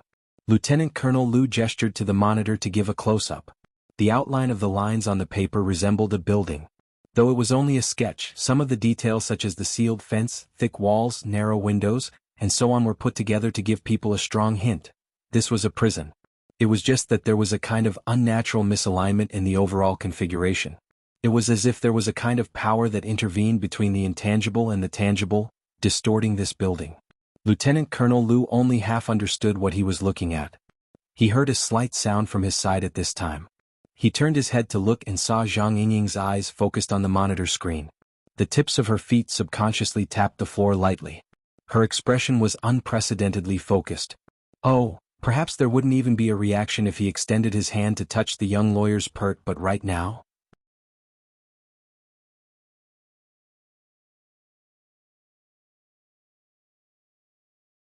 Chapter 14. Genius 1 second. Remember, if you want to go? Show on Net provides you with wonderful novels to read. Luonan didn't know that someone was paying close attention to his every move. Even if he knew, he wouldn't have the extra mental energy to pay attention to it. His condition was very bad: hunger, pain, numbness, and hallucinations. These negative elements that originally existed only increased as time passed, not decreased. Moreover, they gradually converged and turned into a corrosive poisonous fire, driven by some invisible force, drifting around his internal organs, limbs, and bones. The so-called incorporeal power was none other than the specter that Luonan had discovered through his visualization. The specter of today no longer had the mass of a mosquito. It controlled poisonous flames to flow within the depths of Luonan's flesh and blood. It constantly devoured essence and energy, growing and strengthening, and it continued to exert more and more interference on Luonan. It formed an effect similar to a blockade. Every time Luonan tried to calm his heart and clear his thoughts, enter a meditative state and study the source of the specter in detail, intense disturbances would come howling from the plane of his body and mind, blasting him out. If things were to continue like this, Luonan would sooner or later be exhausted to death by the specter if he were to enter the fixed space and suffer the backlash of failure. Wraith had been trying to stir up Luonan's emotions. It was just like his conflict with Li Xueqing. Luonan had used a fatal psychological suggestion to nearly kill Li Xueqing. His ears clearly reverberated with the faintly discernible laughter of the specter. He was just a little bit away from breaking the string of reason. Luonan also remembered the moment his palm pressed against Li Xueqing's throat. Li Xueqing's fear and despair melted within his flesh and blood, converging into a surging wave of heat that rushed in. However, it was destined to be a turbid flow. Not only could it not be used by him, but it even swept away some of his essence qi. In the end, it disappeared without a trace, but it was not hard to imagine where it went. The specter used this method to rapidly grow and strengthen. It squeezed Luonan's living space step by step. Naturally, Luonan was in a bad mood right now. But if one looked closely, this feeling was mostly a bad experience of old memories being stirred up to the point where the dregs floated up. He was very dissatisfied. Just now, because of the laptop, because of the flexible e-ink screen, he was so angry. This shouldn't have happened. The flexible e-ink screen had been with him for 5 years, and he was used to forgetting everything except its actual functions. But where did that ruthlessness and impulse come from? After that, how did his absent-minded state of mind surge out? Was it because his flesh and blood contained a certain person's genes? That coward. The irony was that the active interference of the specter gave Luonan a very good explanation, so much so that he actually felt a bit of subtle relief. Attributing everything to ghosts, that made things much simpler. The specter's blockading interference had indeed caused a lot of trouble. But why did he have to stubbornly smash his head until it bled? Luonan entered the fixed space in hopes of drawing support from that state to further understand the specter. He wanted to make contact with it, capture it, and exterminate it. Ghost's obstruction and interference proved that his train of thought was correct. From Luonan's point of view, the one with a one-track mind should be Wraith. In order to understand something, one didn't necessarily have to go through the fixed state. Luonan had a more direct method: a pen and a piece of paper. Over the years, he had collected character materials, described the surrounding scenery, and sketched countless times on the spot to capture the characteristics of others. His writing might not have been methodical, but he had long trained his acumen to be first-rate. Now, all he needed to do was to create a special self-portrait. Lines flowed down from the tip of the pen, piling up layer upon layer and intertwining with each other. His mind was neither close nor distant. He was focused and relaxed, fluid and agile. There was actually a tendency to go out of control. In a certain sense, hand drawing was freer than visualization. The visualization diagram seemed to come out of thin air, but it was actually very strict. It had to maintain a certain synchronization with one's body and mind. It couldn't be increased or decreased at will. But a sketch drawn on a piece of white paper was different. It came from reality, yet it could be separated from reality. It could be used to describe certain thoughts and concepts through virtual, fantasy, and symbolic brushwork, completely liberating one's inspiration. Back in the day, his grandfather was able to use hand-drawn diagrams to express the marvels of formatting theory. Today, Luonan could use similar methods to describe and explain the changes that occurred to his body. This change could even be deduced on paper. It was a step ahead, forming a pre-made draft for a great work of art. Therefore, Luonan drew a prison that didn't exist in reality to symbolize the most prominent idea in his mind. This was the first time Luonan had been imprisoned in his entire life. It was a novel experience and he naturally linked it to the first sentence of the 16 words mantra. My heart is like a prison. Luo Nan believed that the 16 words mantra was certainly some sort of interpretation of formatting theory from his grandfather. The words prison, furnace, mirror, nation, and so on were even direct descriptions of the level of formatting. And according to his deduction of the sequence, the format of prison might be an advancement of container. Therefore he used the cold and cramped confinement room as a reference. He used the free and smooth edge of his brush to gather the faintly discernible inspiration. He even used the indescribably wonderful energy to construct a marvelous building that belonged solely to him on paper. Of course, he knew that the structure of the prison he drew was mostly fantasy. He might not be able to use it on the formatting, but as long as he had the clue of inspiration it was enough. As for the distorted picture, it was easier to explain. This was because the picture reflected reality. The power that distorted the building came from within the building. The incorporeal and shadowless specter was the instigator of all this. He couldn't see the specter, but he could indirectly sense its existence through the distorted picture. The more elements appeared under the brush, the closer this self-portrait was to reality. At this very moment, the tip of Luo Nan's brush and his thoughts merged into one. They were indistinguishable from each other.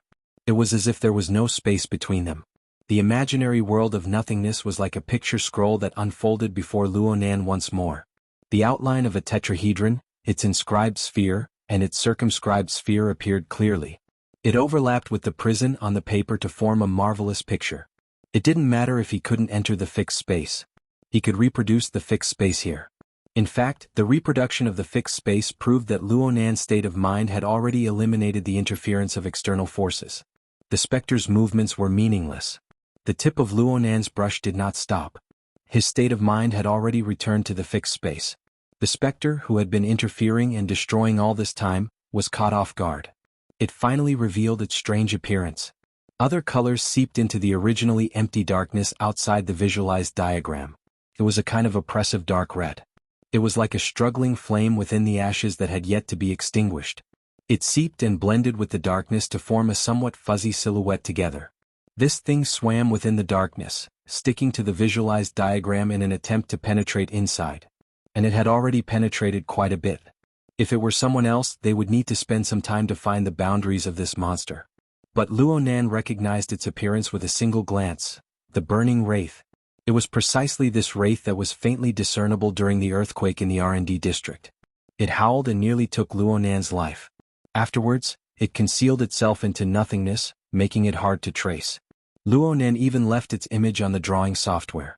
If he hadn't encountered his true fate, Luo Nan would already be at school right now. He would be looking up information, striving to find the slightest trace of the wraith. How could he have imagined that this fellow would actually be in such a state, wandering within his consciousness, fusing with his flesh and blood? Luo Nan didn't stop writing, but his lips curved into a light smile. Hey, you're smiling. You're smiling.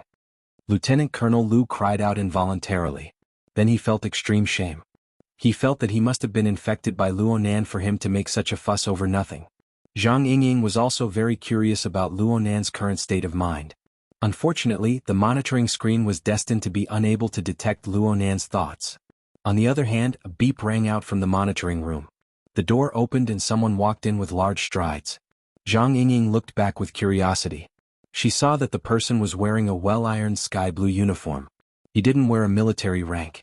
He was clearly out of place in the room filled with deep space gray aerospace army uniforms. Lieutenant Colonel Lu turned his head to look at the person. His brows slightly furrowed, but he quickly squeezed out a smile. He walked a step forward and spoke with a chuckle. Assistant Yen, how's the search going?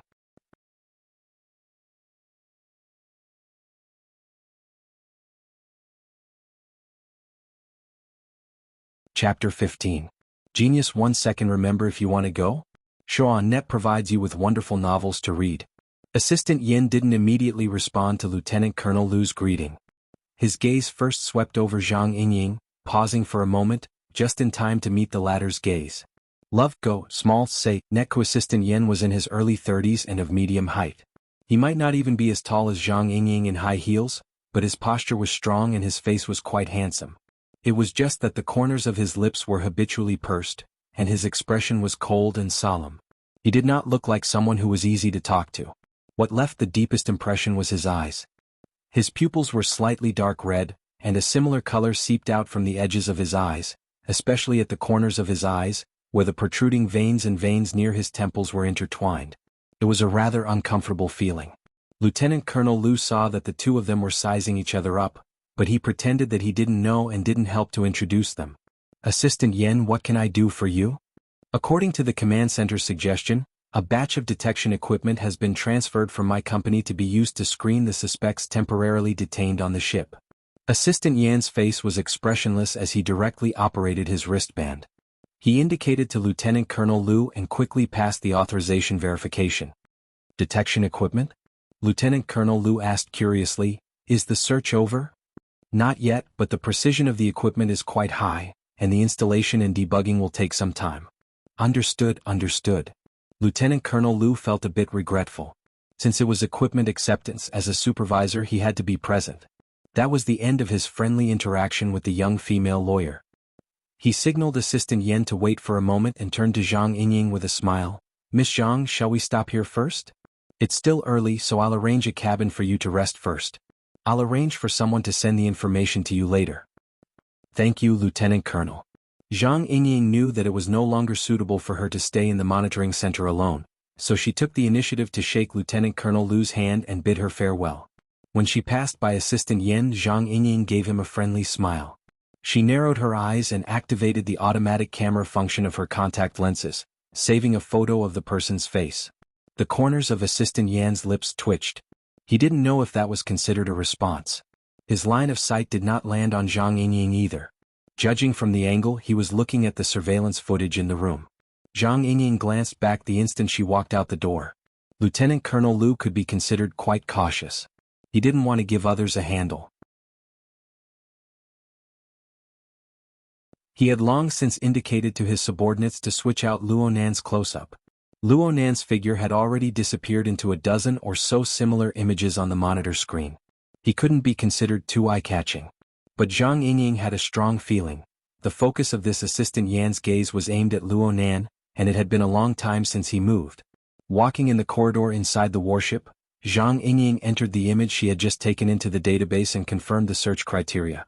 Judging from the uniform, it's Sky Blue Security, a professional security company under Quantum Corporation. They're able to communicate directly with the military, so their position should be high up. And those eyes? A few seconds later, a warning sounded. Information listed as secret. You do not have sufficient authority. Zhang Yingying wasn't particularly surprised. She pursed her lips and switched to another channel. Not long after, he took out a simple personal file. The reason why he said it was simple was that there was still a considerable portion that had been blocked. However, she could already verify a portion of her conjecture from the current information. The electronic photo on top of the file was precisely Assistant Yan's appearance. He was just younger by 7 or 8 years, and he was currently revealing a spirited smile. Yan Yonghua, former lecturer of Acumen College. He left his post of his own accord in '90. His father, former professor of Acumen College, Yan Hong. Okay then. Enemies really do meet on a narrow road. Speaking of which, did he recognize me in the end? Zhang Yingying thought back to the conversation she had with Xie Junping before she boarded the warship. She had no choice but to make an amendment. This giant ship of Quantum Corporation doesn't care about little ants, but the spider and whatnot on it might not. This seemed to be a very troublesome choice. Give it up? Luonan's thoughts stirred, and the marvelous scene that appeared beneath the tip of his pen flowed within his mind. It's really cool. Luonan, who was very cool, was still drawing with his pen. Even though he had already entered the fixed space, locked onto the source of interference and confirmed the true identity of the Spectre, he didn't have any intentions of stopping. The feeling of the pen and mind merging into one was truly very marvelous. The burning wraith was an inconceivable existence. Luonan didn't know how to categorize it and determine its nature. Even though he had entered the fixed space, he didn't have too many clues as to how to deal with it. But when he held the luster pen in his hand and allowed the lines to flow from the tip of the pen, all the problems were no longer problems. The material and the mental, the real and the illusory, the present and the future. Multiple dimensions interweaved together to depict the same goal from multiple angles. His inspiration would never dry up no matter what. The distorted sketch of the prison building that was filled with symbolism revealed more and more clear conceptual clues. Luonan's lips unconsciously opened and closed slightly. He silently recited the mnemonic chant that he had long since become familiar with. He only chose the first 4 words, "My heart's a prison." He silently recited it without a sound, but the intent that carried through it had never been as condensed as it was now. It broke through the boundary between the real and the illusory to attack the plane of the visualization. It was as if it had transformed into an iron hammer that smashed heavily onto the visualization diagram. It was like the ringing of a bell. It was like the striking of a chime. Countless silver threads were extracted from the diagram amidst the fine vibrations. They split apart to randomly construct countless flickering structures. And they clearly had a close relationship with the prison building in the notebook. Some were clear and proper. Some were distorted and blurry. There was also an enormous difference in their images. There were tightly woven fences inside. There was a sealed iron cage. There were leaping arcs of electricity. There was a malevolent beam gun. In short, each and every one of them was a symbol of violence and coercion. They were the embodiment of the details of the prison drawing. Due to the leaping of consciousness and the haphazard brushwork, the majority of the structures were only superficial. They didn't conform to the principles of construction at all. The time that they existed was extremely short. But every time the intertwining and shattering structure of silver threads swept past, the burning wraith that had already penetrated into the inner layer of the visualization diagram acted as if it was facing a great enemy. It moved endlessly in defense, cutting quite a sorry figure. The burning wraith also wanted to carry out interference and destruction. But the problem was that the process that unfolded in multiple dimensions at the same time had already completely exceeded the scope of its control. Luonan didn't understand why the burning wraith that was over 100 meters tall had gone wrong when it howled at the sky. It was actually so unbearable. But he wouldn't stop. The chanting never stopped. The visualization never stopped. The tip of the brush never stopped. Gradually, Luonan gave up on injecting the inspiration of the details into the sketch. Instead, he began to do subtraction. He revolved around the increasingly clear conceptual clues and strengthened them. Within the visualization diagram, those leaping and combining silver threads seemed to respond to the intense and pure intent of his mind. Hundreds and thousands of flashy but impractical constructions collapsed with a rumble, revealing the simple and pure composition of the tetrahedron once again. At the center of the diagram, at the center of the inscribed sphere, there was a crashing sound coming from the center of the sphere. It was as if the heart was trembling. The burning wraith actually lost the courage to linger any longer when faced with this change. Within the darkness, the light of the flames curled up and separated from the visualization diagram. It transformed into a streak of red light that pierced through the sky and left. This was the visualization plane. Where could it go? Before this thought could finish, the world of nothingness shook once more. The red light seemed to penetrate through an incorporeal membrane. After a slight pause, it increased its speed and pierced through the sky. Luonan's consciousness suddenly went into a daze the instant the membrane was penetrated. An ice-cold metal wall appeared in his field of vision. A notebook was placed on his lap and he was drawing with his pen.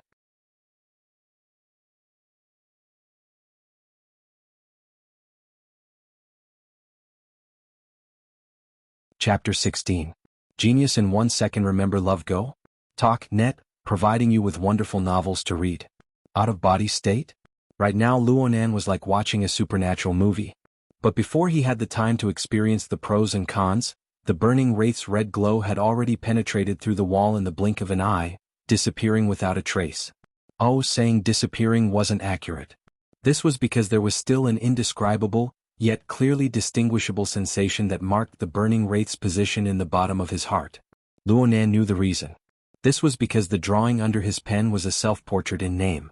In reality, it depicted a considerable range of mental and physical states. Naturally, this included the burning wraith. Oh, the unnatural distortion on the sketch of the prison building was it? Right now Luonan's visualization and drawing had already merged into one. It was difficult for each other. Since he had left an imprint on the sketch, how was it possible for him to not leave a trace in his mind? No matter where the burning wraith fled to, it still appeared clearly on Luonan's drawing and within his mind at this moment. And because of the burning wraith's abrupt escape, the dynamic change of the interference power stimulated Luonan's inspiration once again.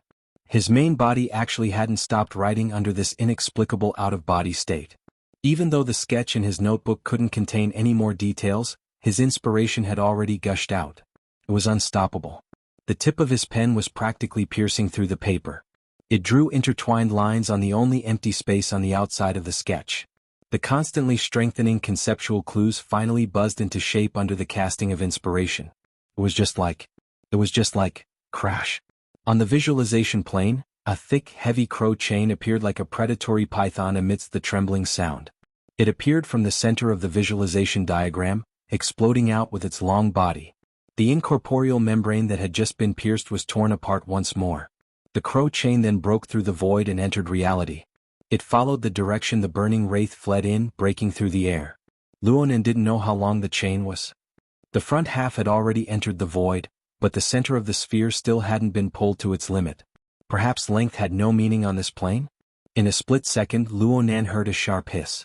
The crow chain, including his mind, made contact with the scorching hot and irritable burning wraith in this instant. The chains trembled and moved even faster, actually forcefully piercing through the other party. Immediately after, countless silver threads burst forth, shuttling back and forth, interlocking with each other, firmly locking the burning wraith in place. Caught it? But Luonan was only delayed by 1,000th of a second. Before he could taste the taste of victory, an enormous pulling force passed through the long chain and fiercely acted upon his body. The burning wraith also didn't know where it got its strength from, but it was like a wild boar that had gone berserk. Disregarding everything, it carried the chains and madly leapt forward. Luonan was unable to control the explosive charge of the specter. Even his body was affected by some sort of strange and mysterious power. He just felt his entire body lighten, and the intersecting images of reality and visualization rapidly changed. The environment of the confinement room was replaced by the various cabins, corridors, and mechanical structures of the ship. This time, it really was an out-of-body experience. Moreover, it was forcibly dragged out of his body by the berserk burning wraith through the wall. What was this? The physical laws of the soul?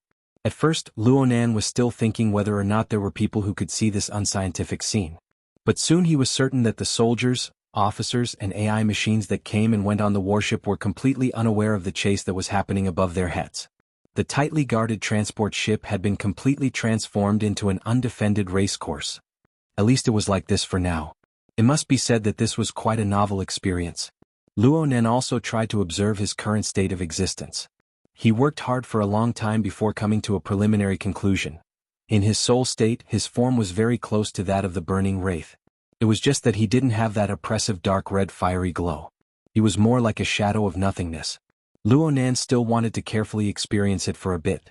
But after a short period of muddle-headedness, he sensed a chill that rapidly increased in intensity. It was simply like he was raging through a world of ice and snow with his naked body. The cruel cold wind sliced at his body like blades. The incorporeal cold wind was simply unavoidable. The incorporeal soul didn't have the effect of splattering blood in all directions, but the intense feeling of pain was real and real. It was very clear that the situation was tilting in a dangerous direction. And it was clearly closely related to the hasty and passive out-of-body experience. Luonan's first thought was to hurry and return to his main body. But right now, his mind and the chains coexisted. They were all bound to the burning wraith. He was completely muddle-headed as to how to unbind and how to break free. The more muddle-headed he was, the more he needed to do something. Luonan did 3 things in this life-threatening moment. First, he made a comparison. Which was more painful, the cold wind cutting the soul or the psychotropic drug composition cutting the nerves? Conclusion: there seemed to be no difference. Second, he made a confirmation. In the end, was there still a connection between the soul and the main body? Conclusion: the main body was in quite a bit of pain over there. Third, he raised a question. Since there was a connection between the soul and the main body, where was the connection? Conclusion: I don't know anything else, but it certainly existed on the visualization plane and the draft drawing, even though it was a bit abstract. The first conclusion strengthened his conviction. The second structure gave him a clear direction. The third conclusion gave him a method. At this very moment, his firm conviction transformed into another wave of chanting sounds. The first 4 words rumbled within the visualization plane and within the soul. My heart's a prison. The visualization plane still blended together with the draft drawing. Between reality and illusion, the messy yet distinct layers of the prison building seemed to be truly constructed. It was piled up layer by layer, covering the limits of Luonan's range of perception like a dark cloud. The out-of-body soul appeared to be far away from the main body, but it was actually still within the range of the prison building. The burning wraith was the same. The heavily chained crow shuttled back and forth within this seemingly illusory building, transforming into beams, pillars, thick walls, prisons, torture tools. And it was also at this moment that Luonan truly understood the essence of the heavily chained crow. No matter what kind of prison it was the embodiment of coercive rules. Coercive power was certainly the number one priority. There must be the power of punishment when facing a disobedient prisoner. The burning wraith appeared to be fleeing far away, but as long as it didn't truly throw off the shackles of the chains, it would inevitably suffer a merciless suppression. The heavily chained crow hummed in an instant, carrying out Luonan's will. The power stored deep within it was finally displayed. As the result of the accumulation of ideas and inspiration, every strand of the heavily chained crow divided into silver strands. Every chain constructed was linked to Luonan's mind. This movement was tantamount to piercing the bound burning wraith from the inside to the outside. It was wrapped and twisted. It was so much so that it was directly sliced and analyzed. A large amount of information was fed back. It was too late to sort through in a short time. The burning wraith hissed in pain. There were no sound waves, but there were seemingly substantial psychic waves that spread to the surroundings. It seemed that this painful emotion was far too intense. The wall lights in the long corridor of the warship suddenly dimmed. In the next moment, the entire row of red warning lights lit up. A tangible and intangible warning sound penetrated through the entire space of the warship. Warning. Warning. Invasion of mutants. I repeat. Invasion of mutants. Level 3 mutant state. Darksider life form has appeared. All conventional armed personnel enter combat positions. Prepare tranquilizers. Enter standby state of AI. Activating the deep blue platform. The burners have entered a state of emergency.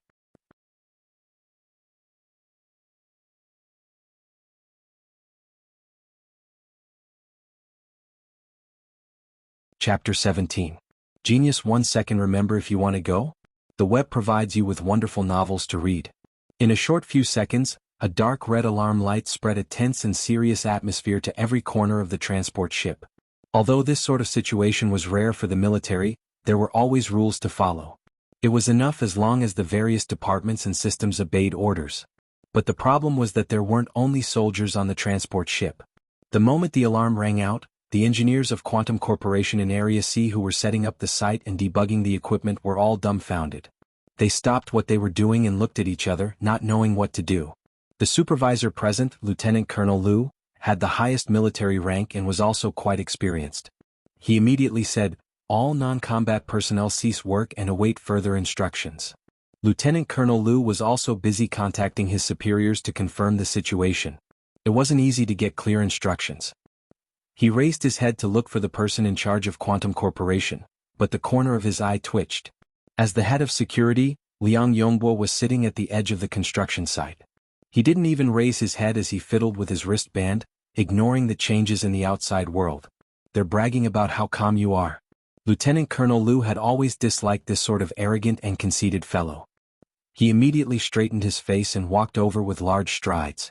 Just as he was about to speak, a swift and fierce man wearing a sky blue security uniform rushed in front of him and asked Yen Yongbo for instructions. "Captain, we've entered a state of emergency. Do you want to warm it up?" "Warm it up? All black." Liang Yongbo still didn't raise his head as he calmly said, "You're wearing an exoskeleton armor and leaping around the warship. Have you ever thought about the feelings of the military? You haven't, right? If you haven't, then ask Lieutenant Colonel Liu." Lieutenant Colonel Liu had just walked over when he was stopped by these words. His imposing manner weakened. It was at this moment that Liang Yongbo raised his head to look at him. "Lieutenant Colonel Liu, what do you think?" The corner of Lieutenant Colonel Liu's eye twitched twice. In the end, he still forcefully held back his anger and forced himself to speak. "Command, the invasion of the Darksider life forms has a high probability of being related to the incident at the Research and Development District. Quantum Corporation's burners will participate in the pursuit and will temporarily be assigned to the Special Forces Squad 7. This is the Communications Identification Code." Liang Yongbo received the relevant data and nodded. "Very well then, I accept the order." But Lieutenant Colonel Liu, I suspect this accident has something to do with the people detained on the warship. I hope the military can increase their surveillance efforts to avoid any unexpected situations. F***ck your grandpa. Lieutenant Colonel Liu finally flew into a rage when a problem was pointed out in the matter he was in charge of. He couldn't be bothered to say anything more, so he turned around and left with a dark expression. Liang Yongbo didn't say much. He stood up and led Blackie in another direction. On the way he sent a set of data to Blackie. If that idiot wants to come, he'll need some time to vent his anger. There won't be any changes to the defense. Wait for an opportunity to move to Area A2. Make a big move. If you meet this person, create some accidents. The data was projected on Blackie's retina, showing the handsome and quiet face of a young man. Lovego, small sake neck old Black was expressionless. He only nodded slightly, engraving that young face deep in his heart. The alarms and warning lights did not stop. Under the flickering dark red light, the prison building that was built between reality and illusion began to collapse after a brief moment of glory. Soon, it turned into ruins and returned to nothingness. After all, Luonan hadn't truly constructed a reasonable structure yet.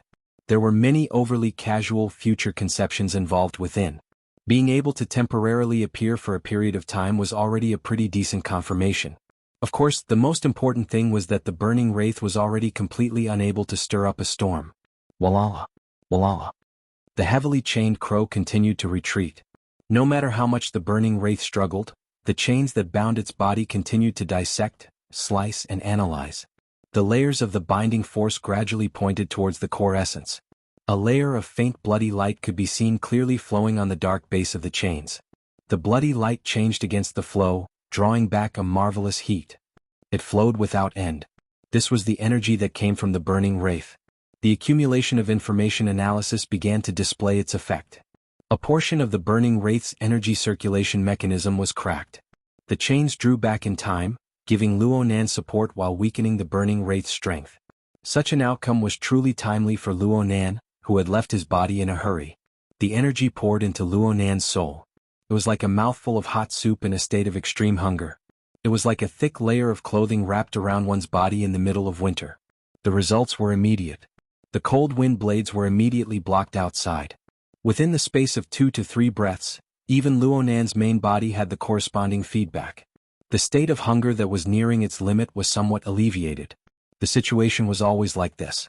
The burning wraith that had lost a large amount of blood had already turned from a wild boar that ran around randomly into a sled dog that wasn't very obedient. Then, it irreversibly transformed into a dead dog. Luonan saw the dead dog a few seconds later.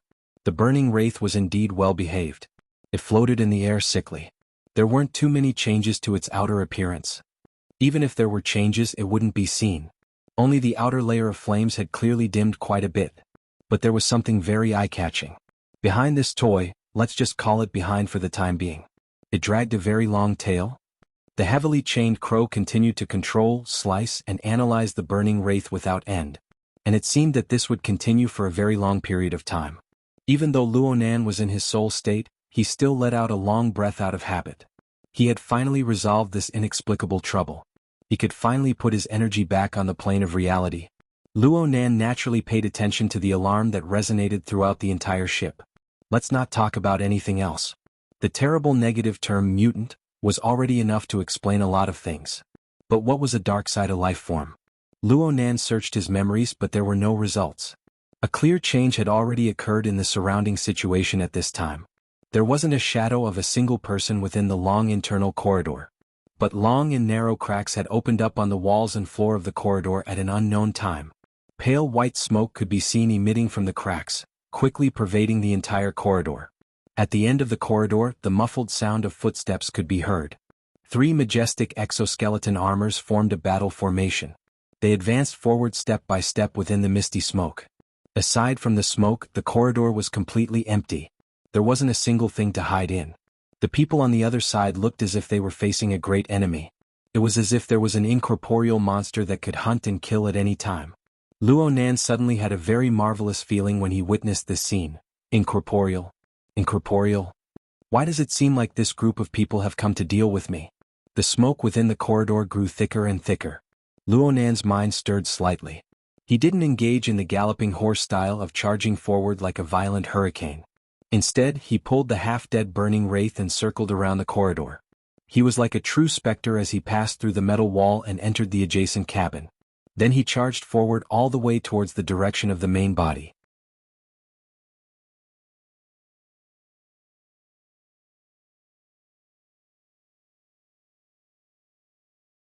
Chapter 18. Genius 1 second. Remember if you want to go? Showa.net provides you with wonderful novels to read. After Luonan flew past a few cabins, he discovered, actually, the situation here was quite similar to the situation in the corridor. Several transmission ports were opened within the cabins. Faint white smoke flowed out in an unending stream, and the concentration was even higher due to the cramped space. Many of the soldiers were fully armed and standing in the smoke. Their expressions did not change.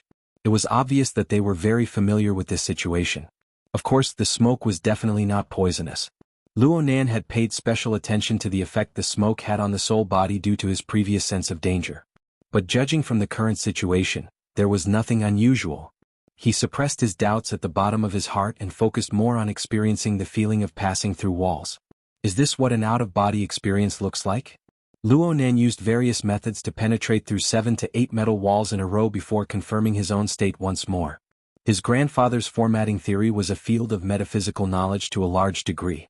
Luonan would read a few books on philosophy, metaphysics, and mystic arts in addition to his usual research. It was not a difficult task for him to accept his current state. However, Luonan also sensed that this ability of his was far from reaching the level of perfection when compared to the ancient records and the knowledge of the mystic arts. When he'd just left his body, he'd almost been dismembered by the cold air of the outside world. Thinking about it now, he still had lingering fears. He had to rely on the burning wraith, this external fuel tank, to ensure that he could cruise for a long time. But no matter what, the feeling of dog sled and riding the clouds was completely different. There was a huge difference between passive and active states. This was the first time Luonan had relied purely on his own will to move after his out-of-body experience. Of course, he wasn't used to all sorts of things. Love going small sake netke most of the time, there will be some redundant actions and thoughts. More importantly, he had not truly adapted to observing the world in the form of a soul. Luonan had a deep understanding of the nervous system. He quickly discovered that on the soul plane, the traditional 5 senses of sight, hearing, nose, tongue, body, and mind had undergone a large-scale transformation in their operating mechanisms. The visual and auditory processes on this plane were actually an inefficient process. Luonan was like a radar in his soul state. He was constantly receiving all sorts of wavelengths from the outside world. The source was so rich that it far exceeded the types of signals that the human nervous system could receive and process. If he stuck to his habit, most of these signals would naturally be lost. Only some of the signals that the nervous system normally processed would be channeled in and transferred to the body for processing before the results were presented in the form of the 5 senses. Not to mention the problem of losing a large amount of waveband signals, even the processed signals would be distorted to a large extent due to the lack of real stimulation to the nervous system. At the very least, he had almost lost his sense of touch. Seems like it's better to deal with it directly. But in this case, how to compile it became a big problem. Luonan deliberately went to sense and gather information. He immediately tumbled a few times due to the chaotic and complex amount of information in his surroundings. It seemed that it would be a long process for him to adapt to life on the soul plane. That is to say, with the change of thought, the level and range of the soul sense would be partially expanded. It was like a classical radio, in which one could occasionally hear something interesting amidst the clattering noise. This was an extremely novel experience. Luonan didn't mind spending a bit of energy to mull over it. At this moment, a few intermittent keywords caught his attention. Luonan's mind stirred slightly, and a small deviation occurred in the direction he was heading. While he was releasing his senses, he was still separated by several layers of metal walls, yet clamorous noises assaulted his face. Luonan actually felt a strange sense of intimacy as he entered. This was because this was the place where Lianyu, Li Xueqing, and the other rich kids were imprisoned. Luonan never thought that he would be able to enter and observe the environment he once stayed in such a marvelous way. He clearly existed, yet the others were completely unaware of it. It gave off a marvelous feeling of unreality. Lianyu and the other rich kids were completely unaware that a specter had appeared beside them. They were having a great time arguing. Facts proved that one had to first find the cause of everything within oneself. The atmosphere between the group of rich kids wasn't any better after a certain pervert was imprisoned by himself. Because of the series of events involving the banned drugs, the imprisonment, and Li Shueqing, the group of people went from lamenting to complaining to arguing and clamoring. The atmosphere unwittingly became tense again. The alarm of the mutant and the strange situation of smoke pervading the air caused them to quiet down for a while. But it was unknown who took the lead and arguments appeared once more. But this time the content of the argument had a bit of meaning. The focal point of their argument was the mutant species. The evidence for the mutant species spreading through the ocean is conclusive. You don't need to talk nonsense, okay? Are your ears stuffed with shit? Why would I deny the spreading through the ocean?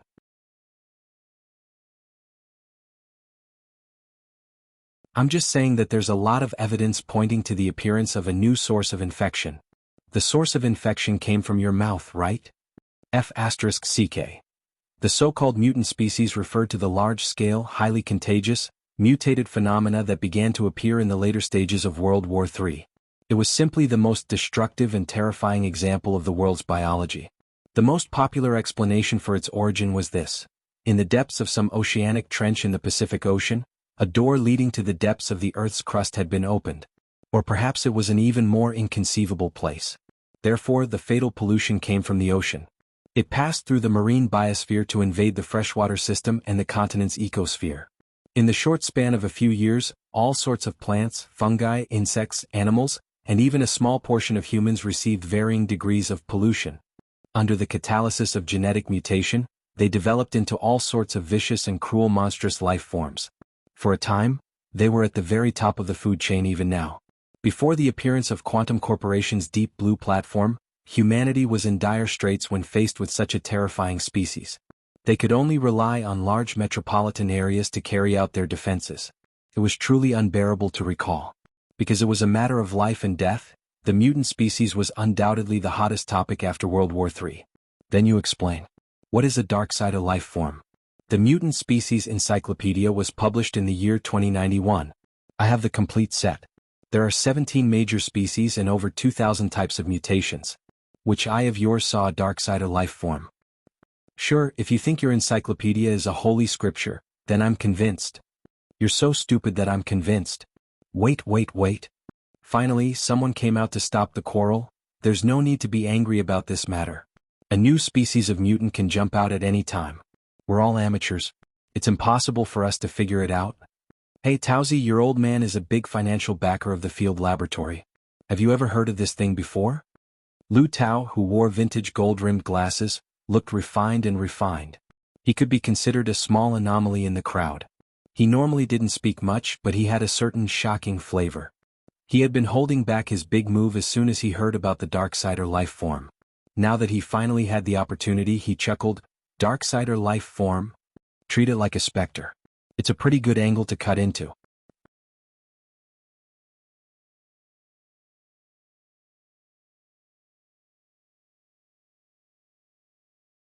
Chapter 19. Genius 1 second. Remember, if you want to go? We provide you with wonderful novels to read.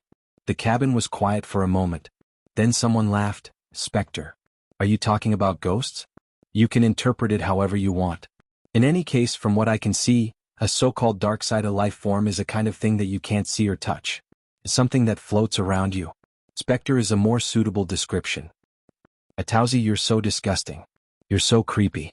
A pretty vase seized the opportunity to act spoiled. Actually, when Lu Tao mentioned it, the group of people didn't think much of it.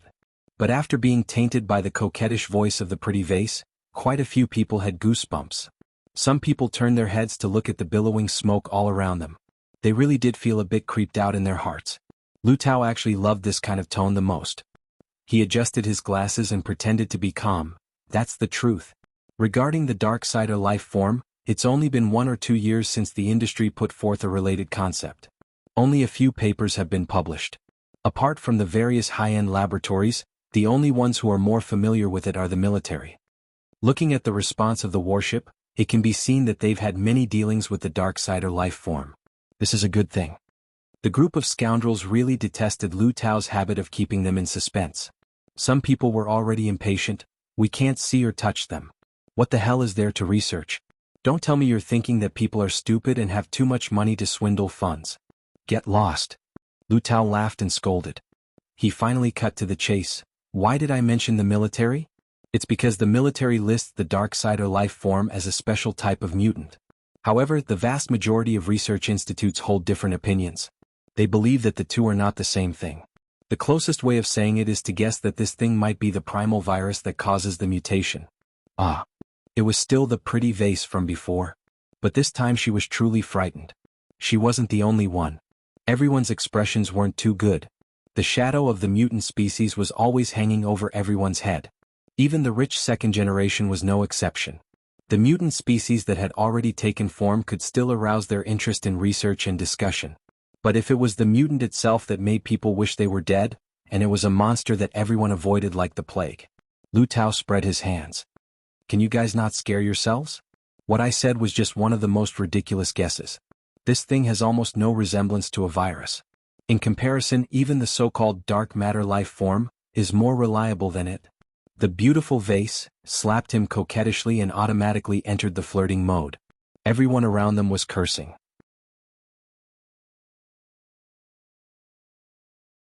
Lu Tao felt that he had been wronged. He simply didn't try to be mysterious and directly gave a simple introduction. In short, these Darksider life forms are like specters. They truly exist, but they can't be seen or touched. According to the nature determined in the laboratory, it can be determined that it almost never comes into contact with common particles, does not react with electromagnetic waves, and does not actively emit radiation. This also meant that in most natural environments, it was impossible to directly observe them using any conventional means. Well, under normal circumstances, they won't interact with anything in this world. Someone laughed. If it doesn't work, what's the threat? The people on the ship are all nervous. Are they trying to scare us? I mean, under normal circumstances.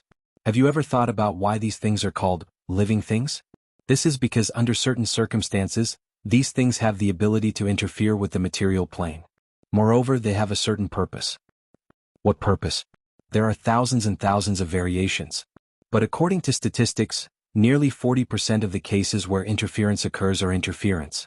Stimulation of the creature's emotions, causing people to lose concentration, be irritated, easily angered, sensitive, and so on. Luo Nan, who was listening to the side, was finally stirred. He sized up the burning wraith once more. This fellow was still in a dead dog state right now, but everything that had happened before had perfectly verified Lu Tao's description. The Darksider life form is extremely dangerous. Remember, the parts that we can't observe are meaningless to us because they don't interact with us at all. But as long as we are able to discover them, they are certainly threatening. This is because they are attempting to influence and disturb our plane. How do they disturb? It's very simple. There's an old saying, know thyself and know thy enemy. Under normal circumstances, the Darksider life form doesn't interact with us. But once they have an intention, they must first understand us, make contact with us, and collect our information. This is like an active radar. Normally, if the radar isn't turned on, no one would be able to discover its existence. But if they search with a certain purpose, they will certainly emit a beam and expose their position.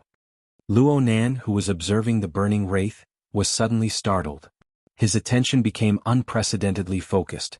Of course, the Darksider life form is 10,000 times more hidden than a radar. They don't even need to emit a detection beam or anything. They just need to absorb the various wave bands in the air.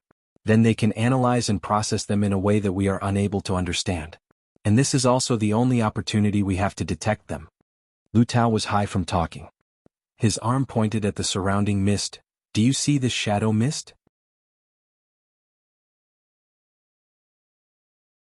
This mist releases a type of special particle. They are extremely sensitive to the various wave bands in the air. Once they discover which direction has a relatively concentrated nature change in the wave band, they can transmit the relevant data to the central AI through various sensors. They can conduct analysis and determine the probability of the Darksider life form appearing.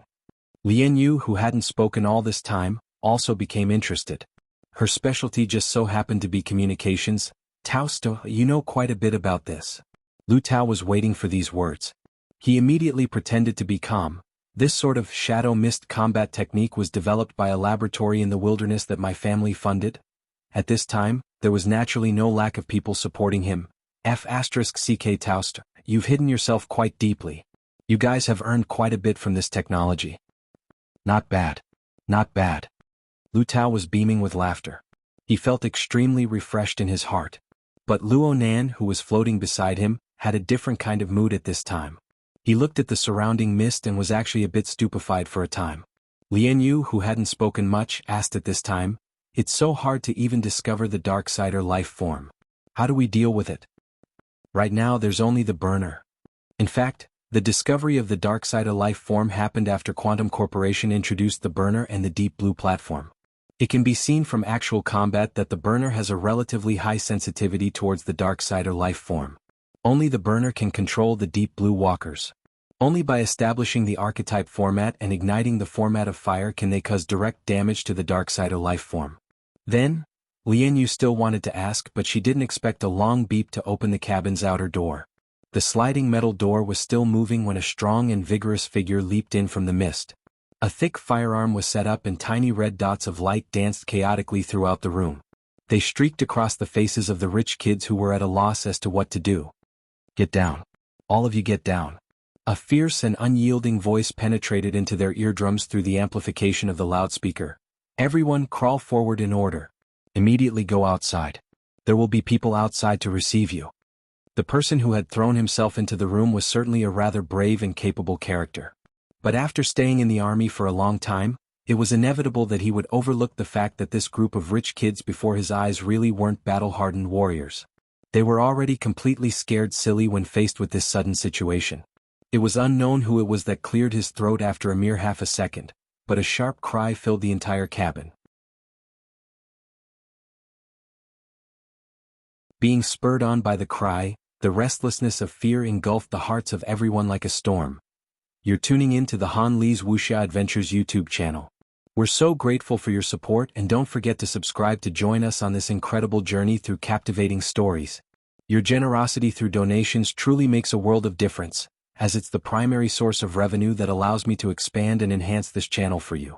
Thank you from the bottom of my heart for being a part of this adventure.